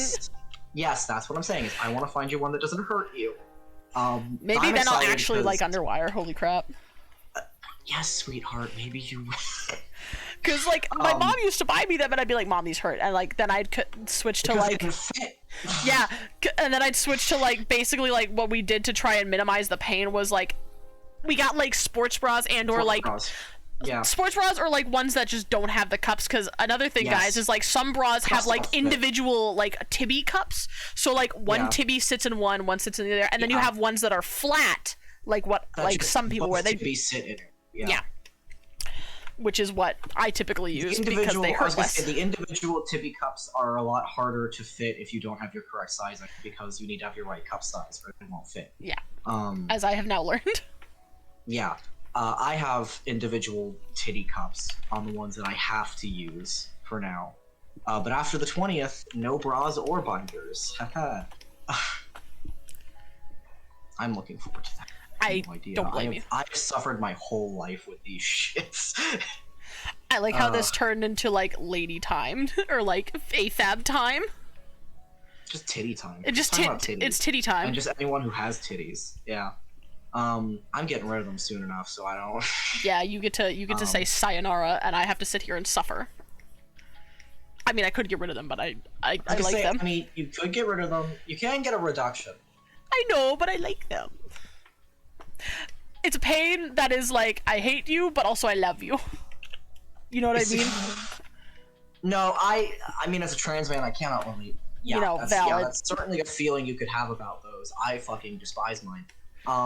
That is But valid. no, if you think Raz, if you think talking with your mom about that would be a good thing, like there are really good websites that you can actually use to try and guesstimate what a bra size is using measurements. There's a very good subreddit called A Bra That Fits, and that subreddit is all about finding bras that fit. Oh yeah, even when I was growing up, my mom would always be like, "Do you want a reduction?" And I remember growing up and being like, "I mean, I don't like them, but like, I don't want to get a reduction." And I'm like, "Get rid of them entirely. Just Now get you're rid of like, them. now you're getting the ultimate reduction. Just get fucking rid of but yeah, Understandable. that's Welcome I to just Titty get Talk. really, I just get really angry about titty talk just because the way our society is run, it's just so hard to like find one that fits, even know how it works. It's almost a joke that no man knows how sizing works. Like, I don't know. It's just frustrating to me. Yeah. Agreed. So yeah, go to A Bra That Fits. It's a subreddit on Reddit. It's great. They have a bra size calculator there, where if you use measurements, it can help you calculate bra sizes. I highly recommend it. Guesstimate poggers. Yeah. Yeah. I don't know if you 'Cause guys. that would be a good place to point your mom in the direction. Anyway, yes. As I say, I don't know if you guys can hear this, but my mother's dog came in earlier, before you came on here, Dare, and she is snoring up a storm right now. I can just hear Honk schnoo. like when she snores, schnoo. she snores so loud she rattles the floor. Honk schnoo. Honk schnoo. Literally, she's just honk shoo, honk shoo. I forgot there was the phone story. Oh yeah, phone story. That, like epitomized the 2000s that I didn't do, but I'm gonna tell Yes, it yes. now. When I was in middle school, I really wanted a cell phone because all the cool kids had cool cell phones. I remember begging my parents for a cell phone, and eventually I got one, and it was a Motorola Razr, where it had like a touchscreen, and then the touchscreen like slid up, and it had like a sideways keyboard. Oh, it was one of And those ones. It was purple, and it had like a wavy back, and it was so cool. And I remember that I was like, I'm one of the cool kids. I got a Motorola Razr. This shit's cool as fuck. And I took it to one middle school dance. And halfway through, the screen stopped working. I don't know why. I don't know how. And when we took it back, they're like, yeah, it's broken. It does this sometimes because of the way the screen moves. And then I was like, okay, can I get another one? And my parents were like, no, that was really expensive. My dad gave me his old Verizon flip phone that was scratched to hell and back, and that was all I had through all of middle school and like the very beginning of high school until Damn. I finally got an iPhone. And I had tasted greatness for like a week. I had had a Motorola Razr for like a week before it fucking broke. And ever since then, I've just never trusted Motorola phones again because the one that I had just miraculously stopped working, and it traumatized me. So no, now I have an iPhone, which I don't think shows that I learned anything about phones, but Yeah. I literally only have an iPhone because my dad's the one who buys the phones. And he's the one who makes the decisions and he pays for them, so like I'm not going to complain about what I get, especially considering that he's still buying my phones. And he likes iPhones, I don't know why. So they just gave me an iPhone. So I have an iPhone. I think I have a 11 Pro. I have don't. just a normal 11. I got, because like the way I always got phones or like technology, like especially when it came to like that kind of like the cell phone variety, was I always got the hand-me-downs. So like my parents, like that's why I'm so iPhone used to iPhones, is because like my parents just ever since I was little they always bought Got iPhones. they got Apple shit. My dad also likes iPhones. I don't know why, but he hates like Apple Macs, like the computers. Like he was a tech guy and he had to work with them, and he hates Macs. Well, I mean, me too. I But he fucking only gets hate iPhones. Macs. Yeah, but he also only gets iPhones. I think it's like for like people who are in the tech field, like anybody else who is a tech person can like jump in on me with this, but like it's something about the OS. Like Yes, it's the OS. It's the OS. The OS is bad. It's God.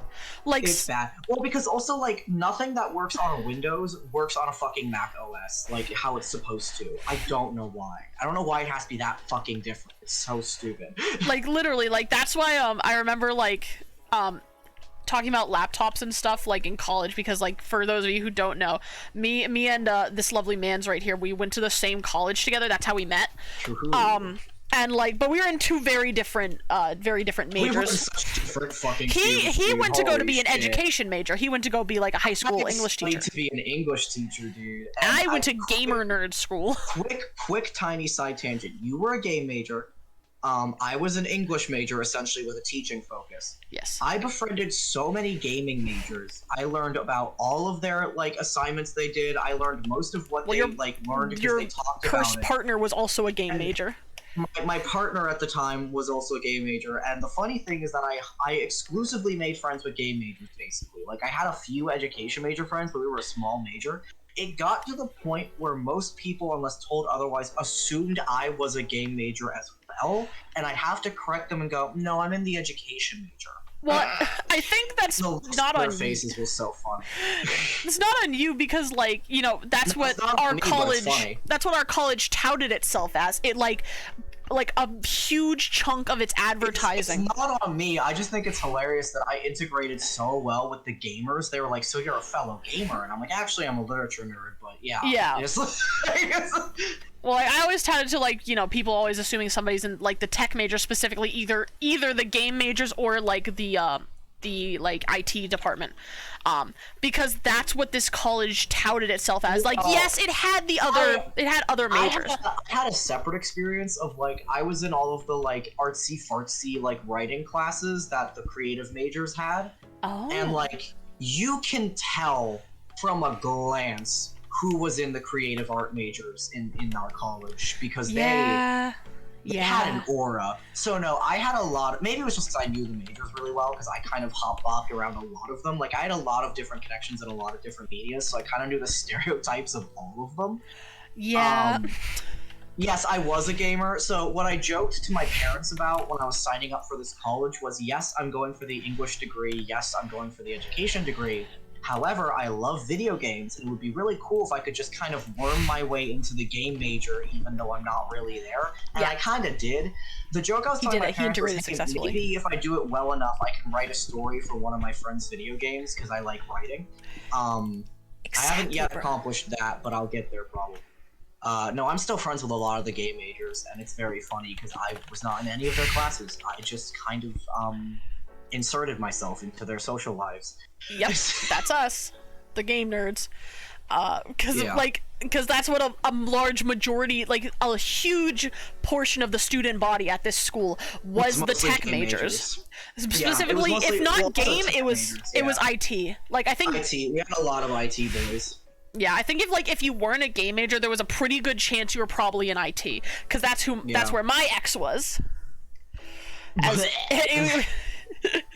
He knows the story. We won't get into that. Both of our exes are bleh, and that's all you need to know. Yeah. But like, there was something about dating in that college that just no, you just don't date in that college anyway. Yeah, don't. Bad idea. But actually, I'm just gonna give a quick PSA for those of you in relationships in college or high school. If it does end poorly, it's not the end of the world, I promise you. You will get better, I promise. It's not the end of the world. You are worthy, even on your own. PSA aside, that college was just... It was a shit show, dude. Dude, well, like... college was a shit show. It did a lot of things really weird. Like, one of the things, like, every year of my major, and, like, I don't know if you heard other game majors this, but I felt like every year of my major was just... like a guinea pig test. Like my major was too, dude. It was every major. That was just all of that college. That college was just like that. We were like that too, the education major. We got experimented on a lot, and it did not end well. Oof. Okay, glad to know that I'm not the only one. Oh, especially like my major, the education major, like when we were getting to the very end and we were having to like do our shit for graduation, it was going so poorly, you have no idea. It was so bad. It was so bad, you have no idea. I literally I was so upset about how they handled like the very end of my major that I actually started gathering a students' union to lodge complaints. Bruh, that's awesome. Like, I started running a mini education major student union to, like, lodge complaints to the head of the college, but, like, since we were having that weird shit with the president and crap, like, it was just too difficult, and I ended up graduating before that all came together. Unfortunate. But, like, I was on my, like, Viva la Revolution shit. Like, I was like, fuck this, I don't want you putting any other fucking graduating year through this shit, god damn. Yeah, like, I remember one of the weirdest things that we had for our major. Like, and I don't really know how to explain it. Cause, like, we, had, like, this thing for, like, most of the years when it came to, we had a class called, like, Game Explorations. It got a little different once you got older, because when you started in the beginning, Game Explorations was like, it was partially like learning how to make video games, partially like history class. So like in Game Explorations, like 1 week you would do like 1 or 2 weeks you would do like a game history project. Like you would get an old game and they would be like, okay, play this game, do a report on it. Like I did a report on like the original Fallout. I fucking wish that was my homework, dude. Yeah. I fucking wish. Like that was my homework for that one. But then like another like 2 or 3 weeks, you would get into small teams, usually roughly around groups of 4 to 6, because that we just had small classes, and you would get together. You'd pitch an idea to make a game. You'd make a prototype of it and then pitch it to the class, and then rinse and repeat. There was one class we had. It was like a more advanced version of this, around junior year. And this semester, like, was pretty much just focusing on making video games, and, like, our teacher focused heavily on, like, representation, because they were a queer, teacher, which is good. Need that representation, baby. But, like, one experiment that they pulled, this was not, like, part of the curriculum. They just came up with it on the fly, and we all did that a lot. We all stupidly agreed to it. So, yeah. Their brilliant idea, their brilliant idea for this thing was to they called it Mega Team. And basically the way Mega Team worked is it was essentially like what we had been doing beforehand, you know, forming teams and, you know, working on stuff that way. However, Mega Team was the entire class working together on one game to try and, like, roughly simulate a small game business. That sounds almost horrific. It was, because, like, they were almost entirely hands off. Like, they're just like, God. You guys are a team now, go at it. Okay, again, for those of you in the chat, I heard all the shit about the game major. Was it Cal? It was Kel. It was Kel Bacchus. Yeah, I figured. Yeah, I knew it. It was Kel Bacchus. I fucking knew it. Yeah, so, like, you know, we and there were, like, a couple exceptions. Like, they did offer an alternative for, like, the students who were, like, you know, were like, this is stupid, we don't want to do this. Good on them. But, like, it was so weird, because, like, we essentially had, like, several smaller teams working together. So, like, we'd take what we had done before, we'd, like, form the small teams of, like, you know, 4 to 6 people, but instead, like, we decided to do, like, different parts of the development. So, like, one team would focus on, like, this section of the game, another team would focus on this section, and it's not even, like, departments, like, one team is strictly artists, one team is, you know, so on and so forth. Like, I don't know, the way they organized it was bad. It was bad. But we were all, you know, juniors who've never had experience in a game industry, so... Yeah, so you were like, that sounds fine, and then when you did it and then by then it was, like, too late to switch, because, like... to not, yeah. And, like, we're all screaming and crying. Like, I remember one dude claimed, I don't know if this is true or not, but he claimed to be working, like, 100 hours a week on the game, because, like, we had, like, he was the head programmer of our little section. We had, like, two other programmers. Yeah. No, we had two other programmers. One of them just didn't program. He just didn't do it. I know what college is like, and I know that just because you have other people doing that section of the project does not mean they're actually doing it. Yeah, it was horrible. Or, like, even, like, there was, like, one guy who did do the programming, but he'd take a look at the code and just be like, this is all spaghetti code. Bruh. So he'd have to redo it all to make it readable, because, like, you know, that's kind of like a big thing if you ever Oh like my work in a God. game industry, guys, or I mean, honestly, any industry that involves code. You need to You like need to make it sure readable. it's readable, because other people need to be able to work with it in the future. Yeah, so he'd have Like, to it go can't just be back and spaghetti code. redo everything because his code was just so unreadable. And I felt so bad for this poor man. So, do you want to hear? So you're sharing game major fucky wuckies. Do you want to hear some of the education major I fucky do, wuckies? because we never get to hear game major fucky wuckies. So here's a fun education major fucky wucky. So this was either first year or second year, so very early on. And we had to take a child psychology course. Right. You know, because we need to know the psychology of students. And I forget what the name of the professor was, but it's probably best not to name her anyway. But we had a professor, I'm gonna call her Linda. Linda. I love it. I'm gonna call her Linda. And I was in the class, and a few of my other friends from the major were in the class. And so basically, what she would do is she would give us, I think, an article every week, and it would pertain to some kind of issue that dealt with youth, you know, The self-harming drug abuse, you know, things that change psychology or come from it. Really hard shit too, like, and she would tell us, I want you to write a response to it, you know, put whatever you feel in it, it'll remain, you know, just between you and me, so put whatever in. And a lot of us, before we figured out what was going on, would kind of pour our hearts out. You know, I had a friend who did this, or I had a friend who did that, or I, you know, remember this happening in high school. And we'd come in the next class, and we'd all be sitting like in a circle, and she would just be like, and then she would just be like, okay, so Caleb wrote in his thing. Oh my god, no! She would No, just say it, and then go, okay, let's discuss. And we never told her she could do that. She never said she was going to either. And she did this repeatedly throughout the year, so a lot of us just learned to not put anything sensitive in those anymore. Yeah, that's terrible. She would not moderate conversations. They would get very dark very fast. Like, she wouldn't pull us back. She was clearly not very knowledgeable about things. Like, when I say I barely learned any psychology in that class, I'm not kidding. Like, it was more like Linda's daily gossip sesh than like a class. Jesus. It was not a good class. It was...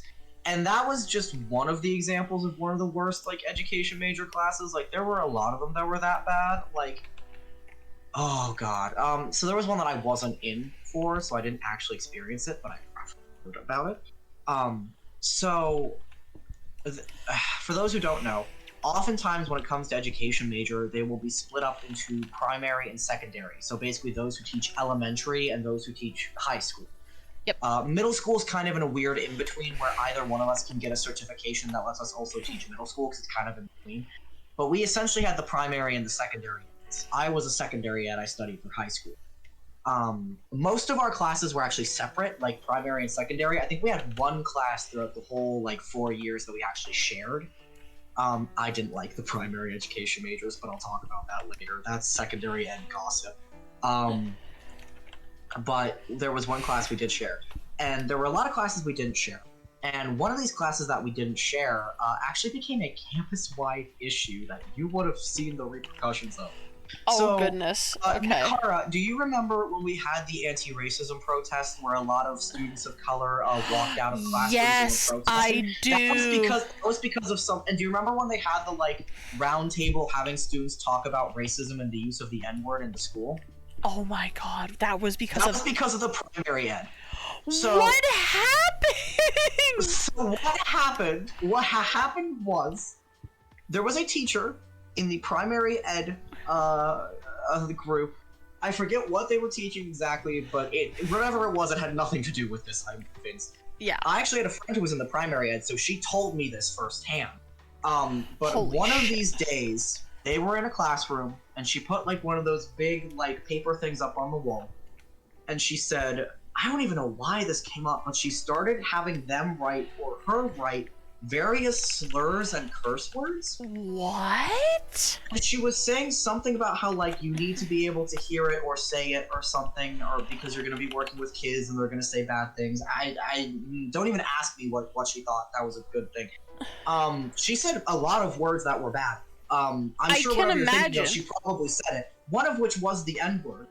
And the funny thing is, one of the students in that class was black. So when she said, "Why are you saying that word?"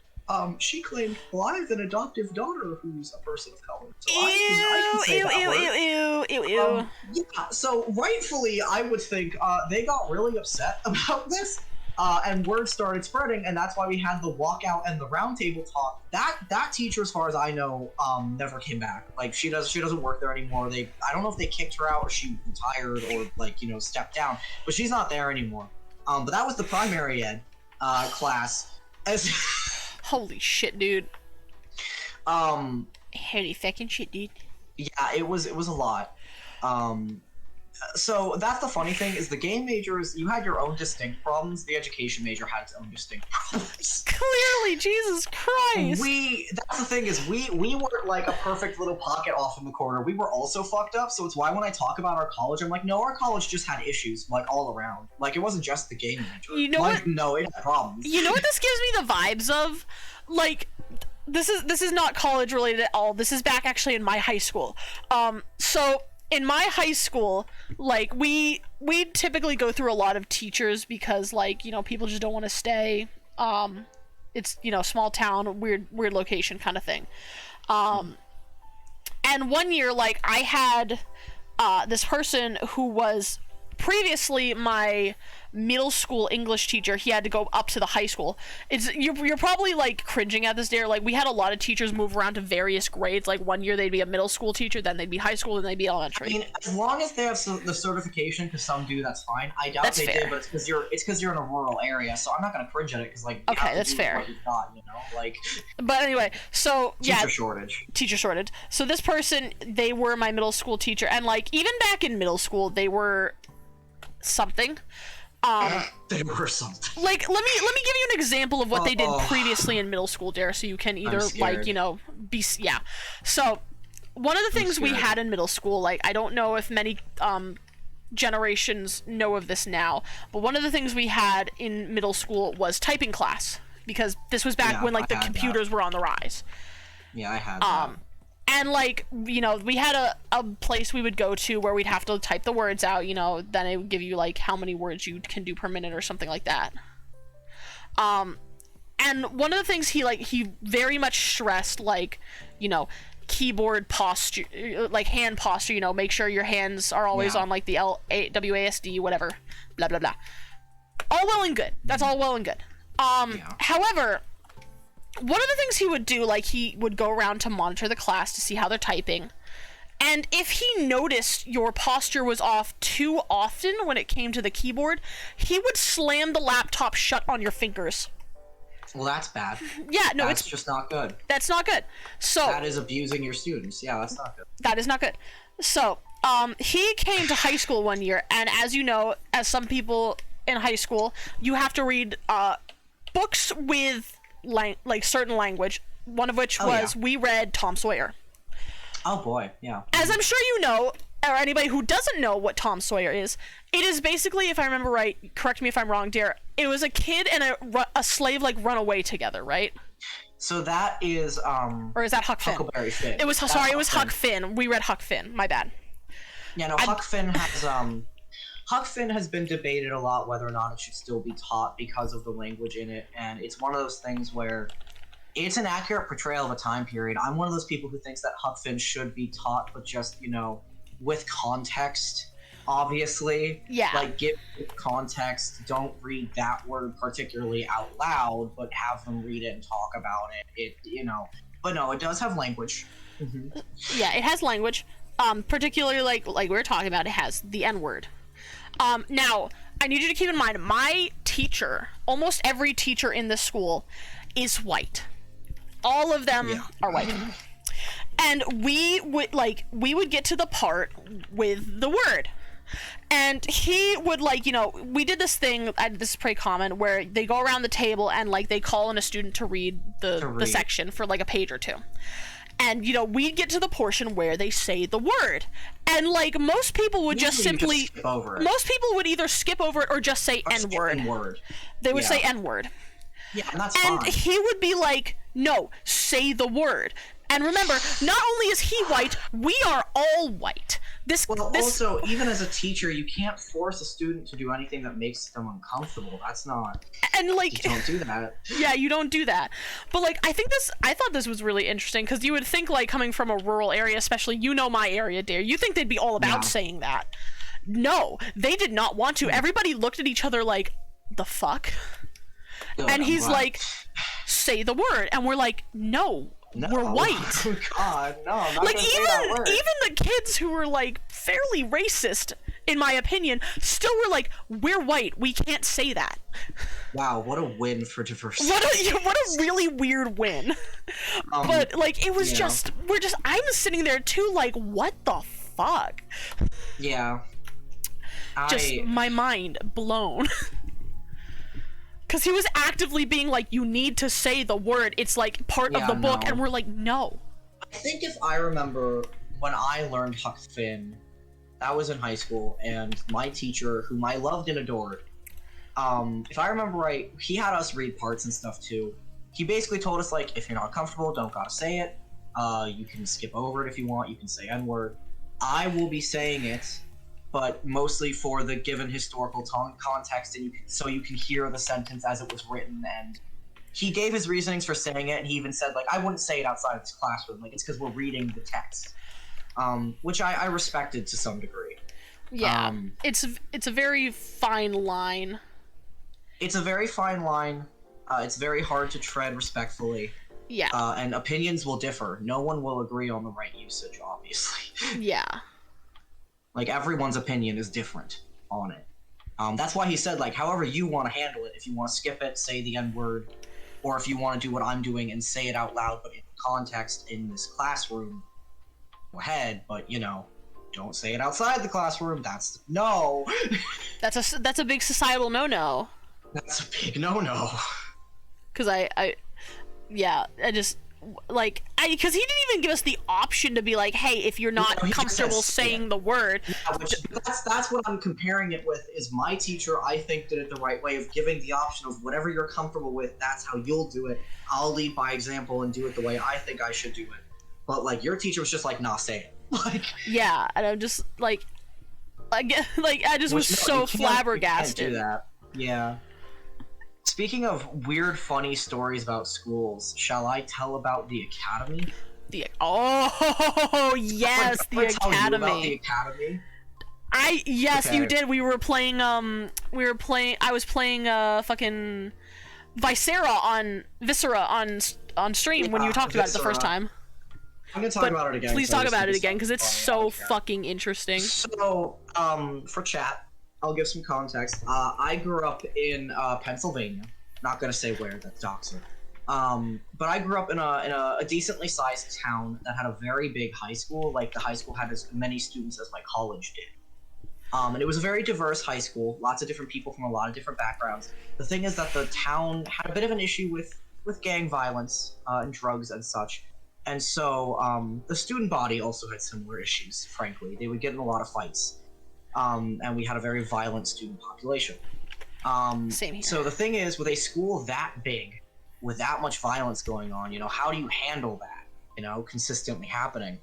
So the school that I went to was actually in the same town that Crayola was founded. Now, that alone is probably going to dox it if you look it up, but, it's integral to the story. So at some point, they actually bought...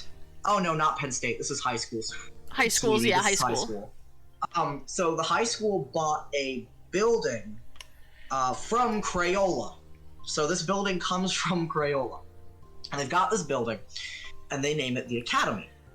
Now, what the Academy is it is a separate school for all of the kids that broke the rules too many times. And the way it would work is just, if you were a delinquent and you broke too many rules, you just got pulled out of the normal high school and shipped to the Academy with, like, no one saying anything.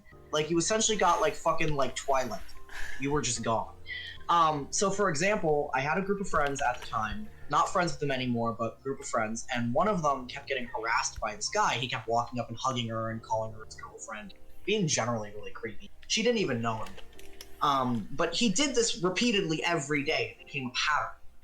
And then eventually he stopped. We didn't see him anymore. He didn't come up and hug her, and we're all sitting there and we're like, what happened to him? And we're talking with someone and they go, oh, that kid, didn't you know he brought a knife into school? They sent him to the academy. Damn. And it's just like, wait, that's a lot to ingest there. Hold on. And that's the thing is, like, you would see kids get into fights one day, and then the next day, like, one of them's just gone, and they wouldn't come back. They just got sent to the academy.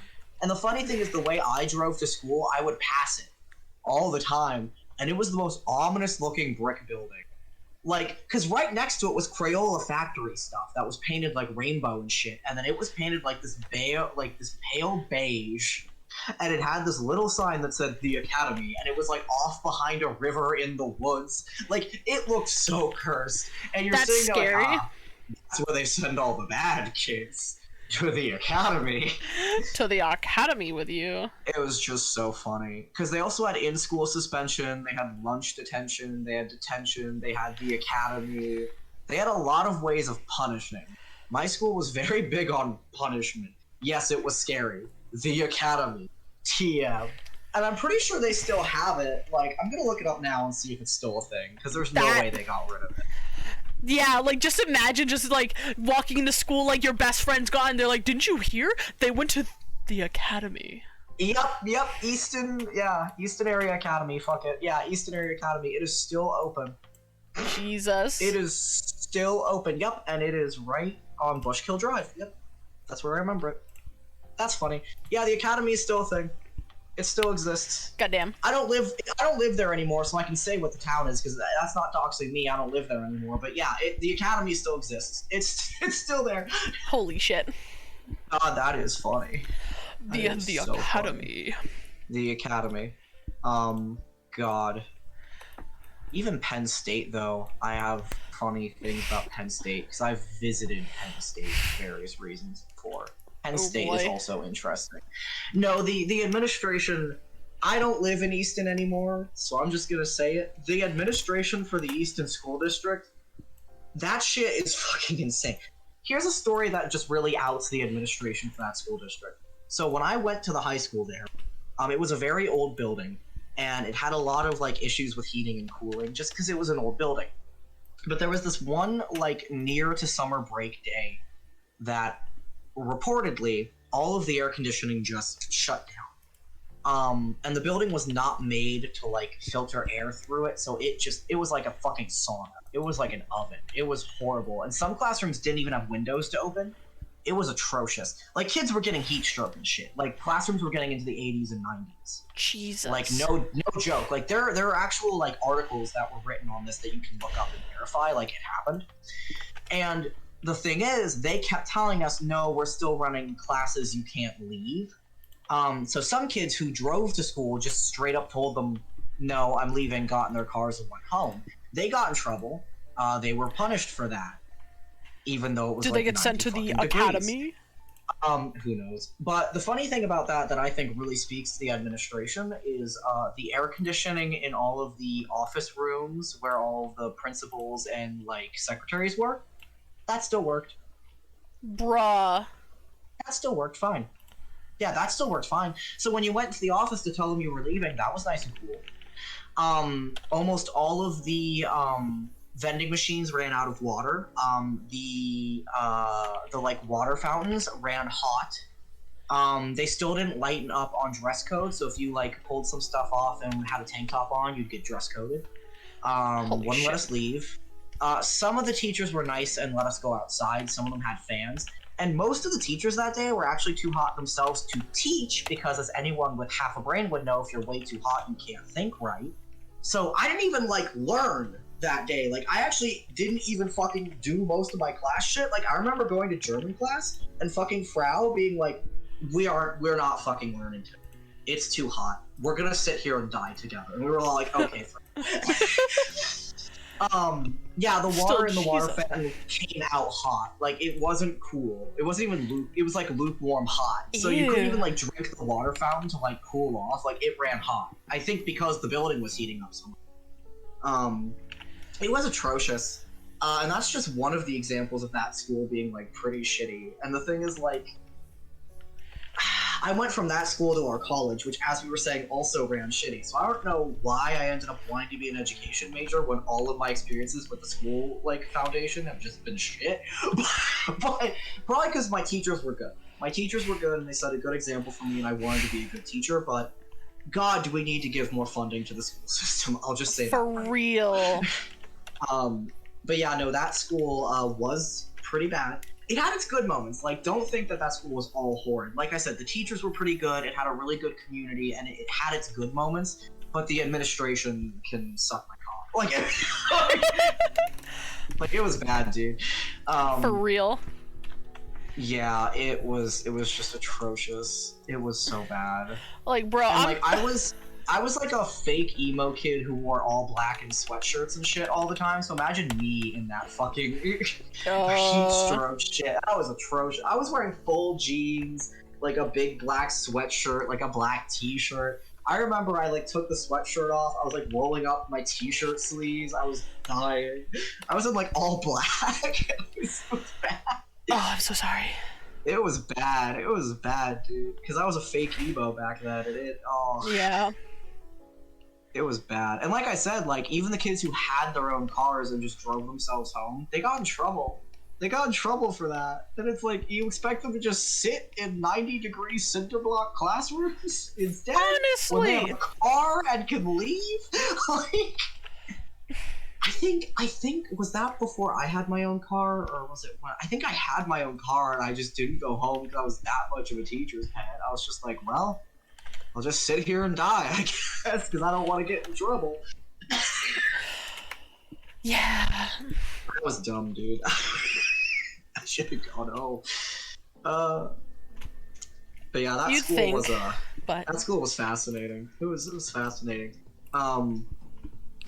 That was also the school that did like multiple stories tall bonfires each year. And had the yeah. students stack them and light them on fire. What despite a how what a much of great student skip day. Manual labor. No, literally, that was our skip day. Was we had to pile wood pallets to make a bonfire for our like football rivalry, and my class made it so big and burned so bright that we broke all the glass on that side of the building, and we were known as the class that broke the glass. I'm still proud of that. Oh, we also had to sleep in tents next to it all night too. That was also part of the tradition. Oh yeah, it wasn't So to like af- defend so, from the yeah. mascot, defend the mascot or Yes, something. from the other town coming over and lighting it on fire. So like after a whole day of stacking pallets at least 3 stories tall and not breaking our necks, we then had to sleep on the cold ground in the middle of Thanksgiving season. Dude, man. I don't know what possessed me to actually do that shit. Definitely the fact that to some degree when you're at the school it's just expected you're doing that because it's tradition. It's tradition. But dear God, man. Everyone also knows that whatever clothes you wear for that shit will always smell of smoke no matter how much you wash them afterwards because of like all the bonfires and how big it gets. And if I remember right, my best friend's family had a sweatshirt that them and all their kids for generations wore that sweatshirt to the bonfire. It reeked of smoke. But my best friend, she didn't go to that high school. She went to a different one, an arts one. Right. And we were so close that they gave it to me to wear. I think I still had it at some point. I may have given it back before I moved out of that town. But like, it's a big cultural thing in that town. Like that's why a lot of kids do it. It's just God that that high school was something. Sounds like it. Our college was something. The, My family is something. I have a lot of fun stories. I get told by a lot of people I have very interesting stories to do, but I don't do.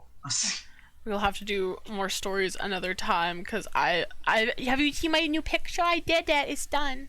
I see the picture. It looks beautiful. It's Looks 2023, baby. Bonfire sweatshirt, yes. But Yes, bonfire sweatshirt.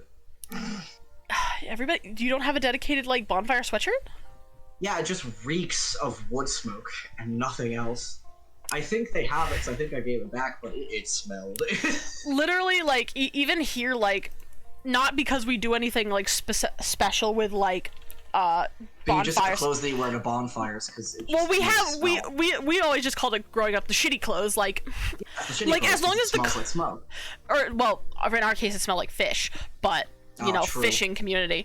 So, like, as long as the clothes were good enough and they could still fit you, but, like, they were just, like, you know, covered in paint or stains or whatever the fuck, we'd still keep them for the instances we had to do things that involved, like, getting dirty, like, you know, going out to haul, you know, being near, like, fire, maybe, like, painting your house or something.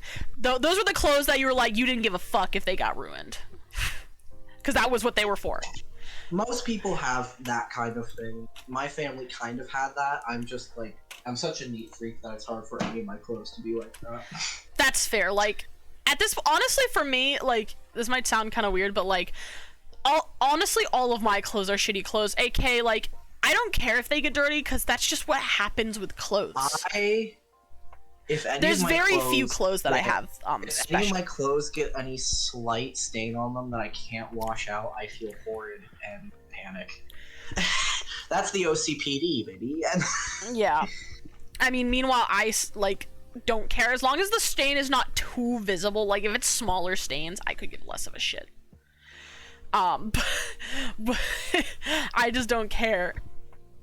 You have the lawn cutting sneakers. Exactly, the lawn cutting sneakers. Yes, that is exactly. Yes.